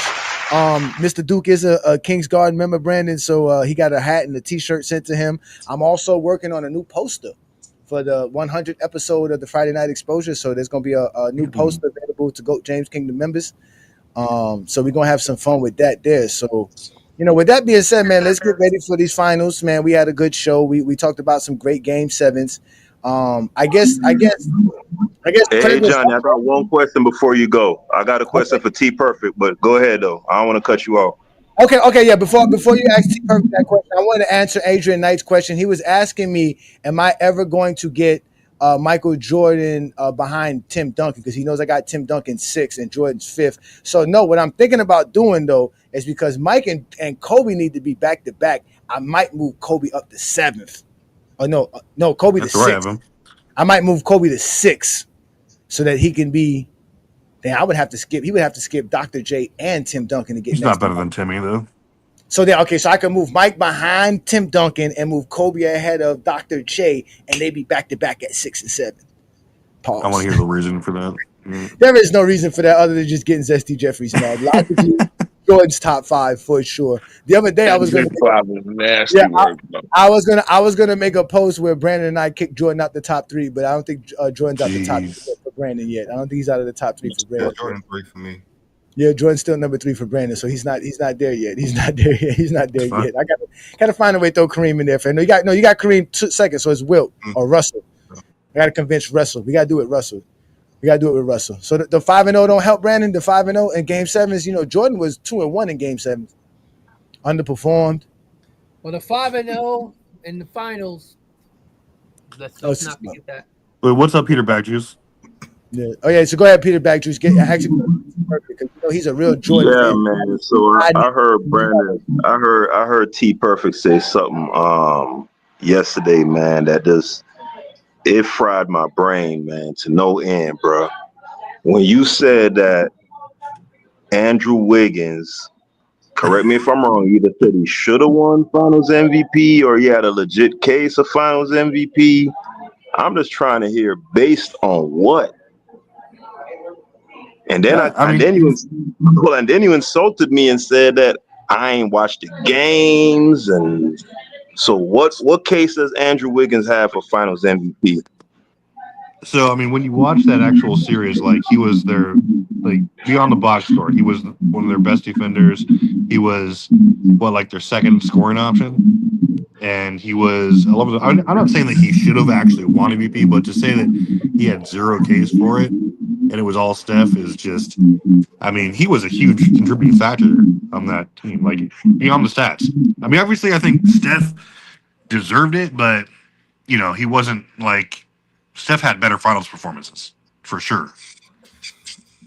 I think for the playoff run, Wiggins was very valuable. I think that's what you're talking about, like the whole playoff run, and how impactful he was. I mean, even in the finals. Yeah. I'm just saying, not specifically the finals, but throughout that whole playoffs, Wiggins was very impactful. So he was like, okay. You are aware that Steph went, and you're a big. I'm not even a proponent of the true shooting thing, but you are aware that Steph went 31, 6, and 5 on like 70% true shooting. You are aware of that, right? Sure. I'm looking at the stats right now. That he was. Wiggins has no case, none. Okay, and not only the overall averages in Game 2 when they were in danger of going down 0-2 on their home floor, Steph by far was the best player. When they were in danger of going down 3-1 in Game 4, that's when he had a 40-point, 10-rebound game, so that wasn't close at all. And then the closeout Game 6 wasn't close at all. Wiggins has no case, none. But hey, man, that's all I want to do. Love the team and rebounds, blocks. Yeah, I mean and also I mean you're talking about like the volume is wildly different too. So I mean it's obviously I think Steph deserved it, but it's just like the same thing with Pau Gasol. Like they had similar numbers, similar performances, but I mean. He was look at his numbers. Like he wasn't scoring as much, but he was doing everything else too. And he was their best defender by far. Nobody cared about Finals MVPs. Iguodala's, Chauncey Billups, Wes Unseld. Everybody cares about him. That's the problem. I got the ring. I got the ring. As long as the ring is in my possession. If you get one Final MVP, it was a fluke. You got to do it more than once for it to mean something. That's true too. That you know what? Now that you say that, Craig, that's a possibility. That's possible. That the guys who only really got one Finals MVP, besides Dwayne Wade's, because Dwayne Wade. King's Speech, you have LeBron at 8th. Everything you else said you have to say is number 1. LeBron's number 1 on King's Speech Rose list, sir. Okay. But going back to the Wiggins, it was like you were saying, it's like the Andre Iguodala, Kawhi Leonard, how he helped slow down the best player on the Celtics. So that's why people were saying it, but.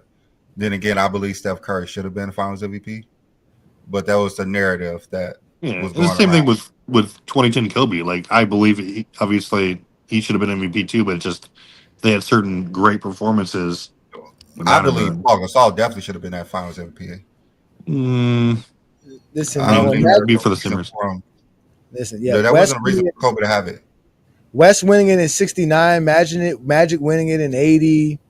Oh, there's a lot of MVPs that there's we can a lot of Magic winning in '80 was crazy. I mean, even when James Worthy won the MVP off of the Game 7, Magic had the better series.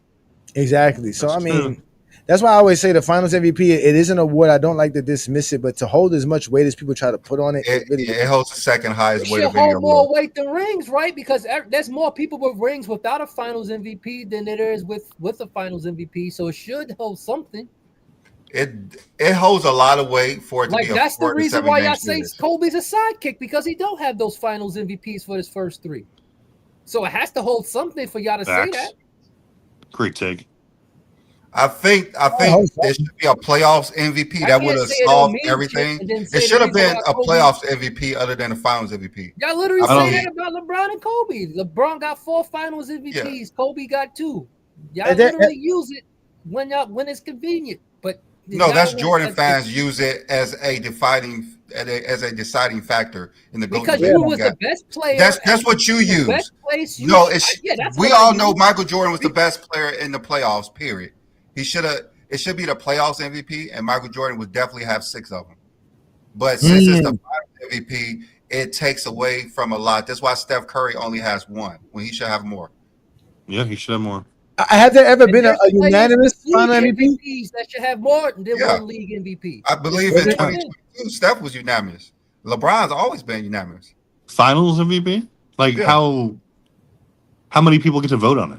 It's like 7 or Same 9. people that vote for the All NBAs and All Star, they just a selected few. They're just the higher ups now. The same people that vote for the All Star. It's just a few of them. It's just a few of them in the Finals MVP. Yeah. So if their opinions don't count for the Finals MVP, why should they count for the league MVP, for the All NBAs, for the All Star? What's the difference? I'm not saying their votes don't count. I'm just saying, to me, it's the 7-game sample, 5-game sample. I think the NBA did a disservice by just making the Finals MVP. 7-game series you will ever have in your career. Yeah, I think the NBA did a disservice having it just the Finals MVP. It should have been the postseason MVP. It says here. Well, I mean, you have to win the finals to get that, though, right? Yeah, you should, but it should be the postseason MVP. It should be all of it instead of 1 So 4 you to could 7 have a games. spectacular first round and didn't have be a playoff MVP because you had a spectacular first round. No, it should be the whole thing. Everything counts. All you did. Everything should be just the first round. That wouldn't make sense. That's what they did in the ABA. The ABA was the finals of the playoffs. It wasn't That's a the pretty good idea. It was the MVP of the playoffs, not the final. The best player throughout that run should be the MVP of the whole playoff run, not just the 4 to 7 game series. That's actually a great idea. That's smart. It should have been that way in the beginning. It didn't really make sense to just have it for a 4-game series, 7-game series. It's true. Very true. Yeah. But let me answer this question and we can get up out of here. It says, GOAT James Kingdom. So do it mean we need to go back to the top 75 and take out who never made the finals then?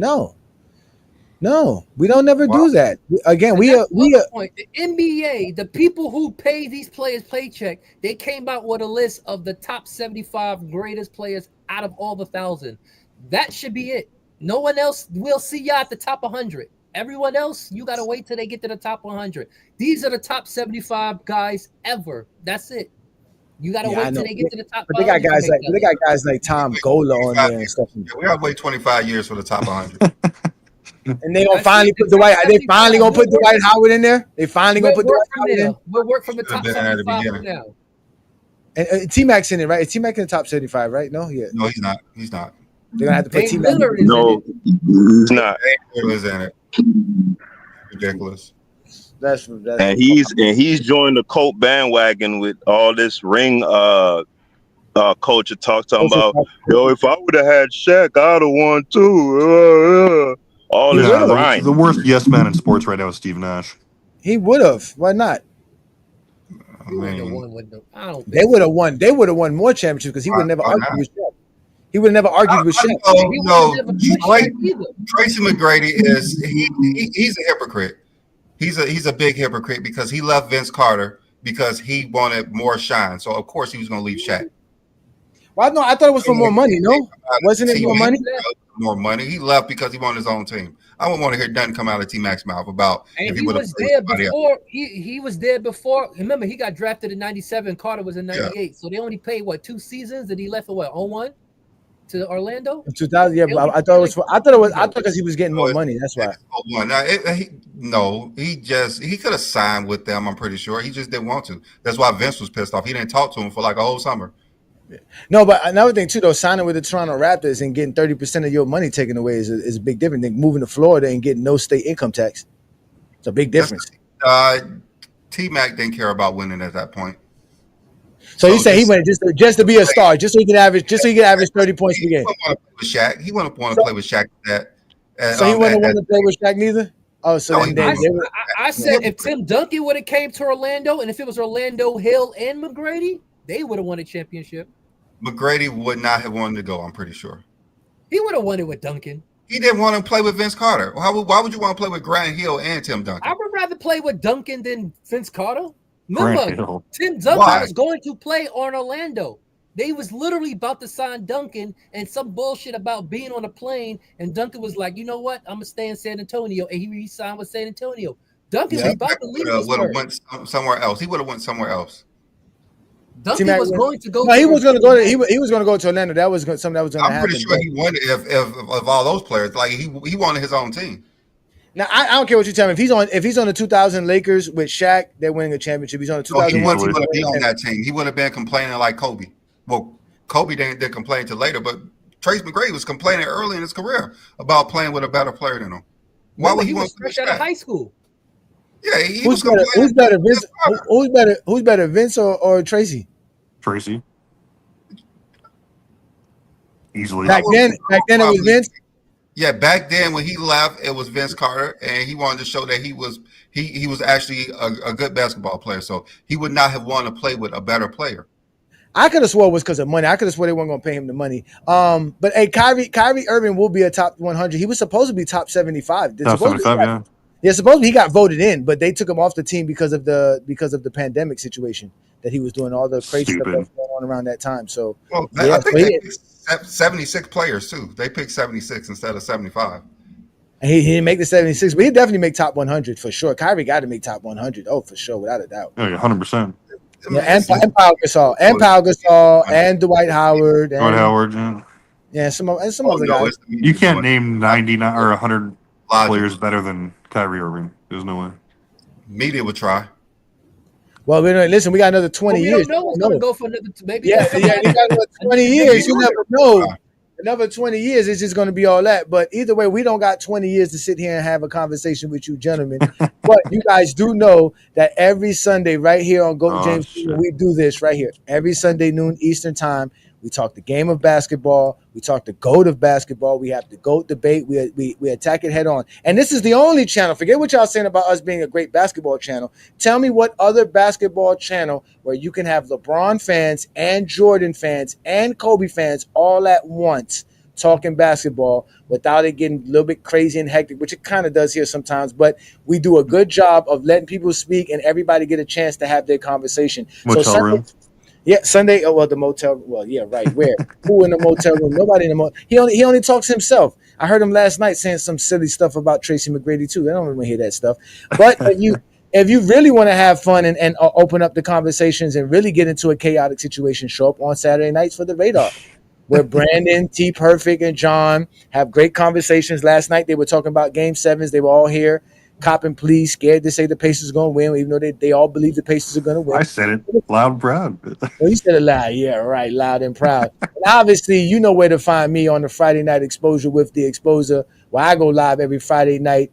And I just open up the panel for anybody who want to have a discussion with me. This past Friday's show was a blast. I had so much fun with who's the better player. And we're going to continue that every Friday night, where I'll give you guys a set of plays. You guys were on there forever, man. Like 5 hours. Yeah, they got to cry, Brandon. What else can you do in GOAT James Kingdom? Is either cry or accept facts.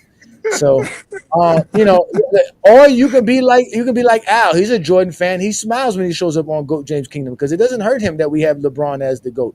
Matter of fact, there was a point in time he couldn't even say GOAT James Kingdom without stuttering. Now he says it completely fluently, no problem. He says GOAT James Kingdom. Check out the channel, check out the show. But y'all definitely check out the Alan Powell show, who goes live every Wednesday night at 9 p.m. Eastern, right here on the GOAT James Kingdom channel. Also, you can follow him and subscribe to his channels.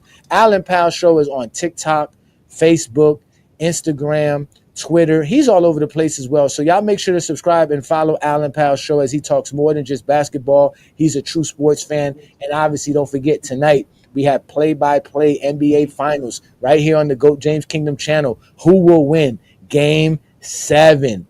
Will it be SGA's historic NBA season, or will we have a phenomenal miracle run by the golden wearing in the Indiana Pacers? Because I was thinking about what's his name. I was thinking about Mike Epps just now because he was wearing that golden suit in the Game 6. But either way, somebody's going to raise that banner tonight and raise that trophy tonight, and we're going to be here to watch it. So make sure you join us. We had a great conversation about the Game 7 NBA Finals and all of the great Game 7s in NBA history, including Bill Russell's great games and why Game 7s mean so much, because Bill Russell showed you that in Game 7s you have to show up and ball out, and that's what he did. But with that being said, we had a great Sunday afternoon. Thank you for joining us here on the GOAT James Kingdom channel. Make sure you subscribe to our channel here on YouTube, but also follow us on IG, Facebook, Twitter, TikTok. Discord. We are all over the place. And again, thank you for joining us on another great Sunday afternoon. Peace and blessings. If you're a basketball fan and you're tired of basketball shows that talk about fake narratives and using non-basketball terms like killer instinct, playoff translation, gravity, come to GOAT James Kingdom.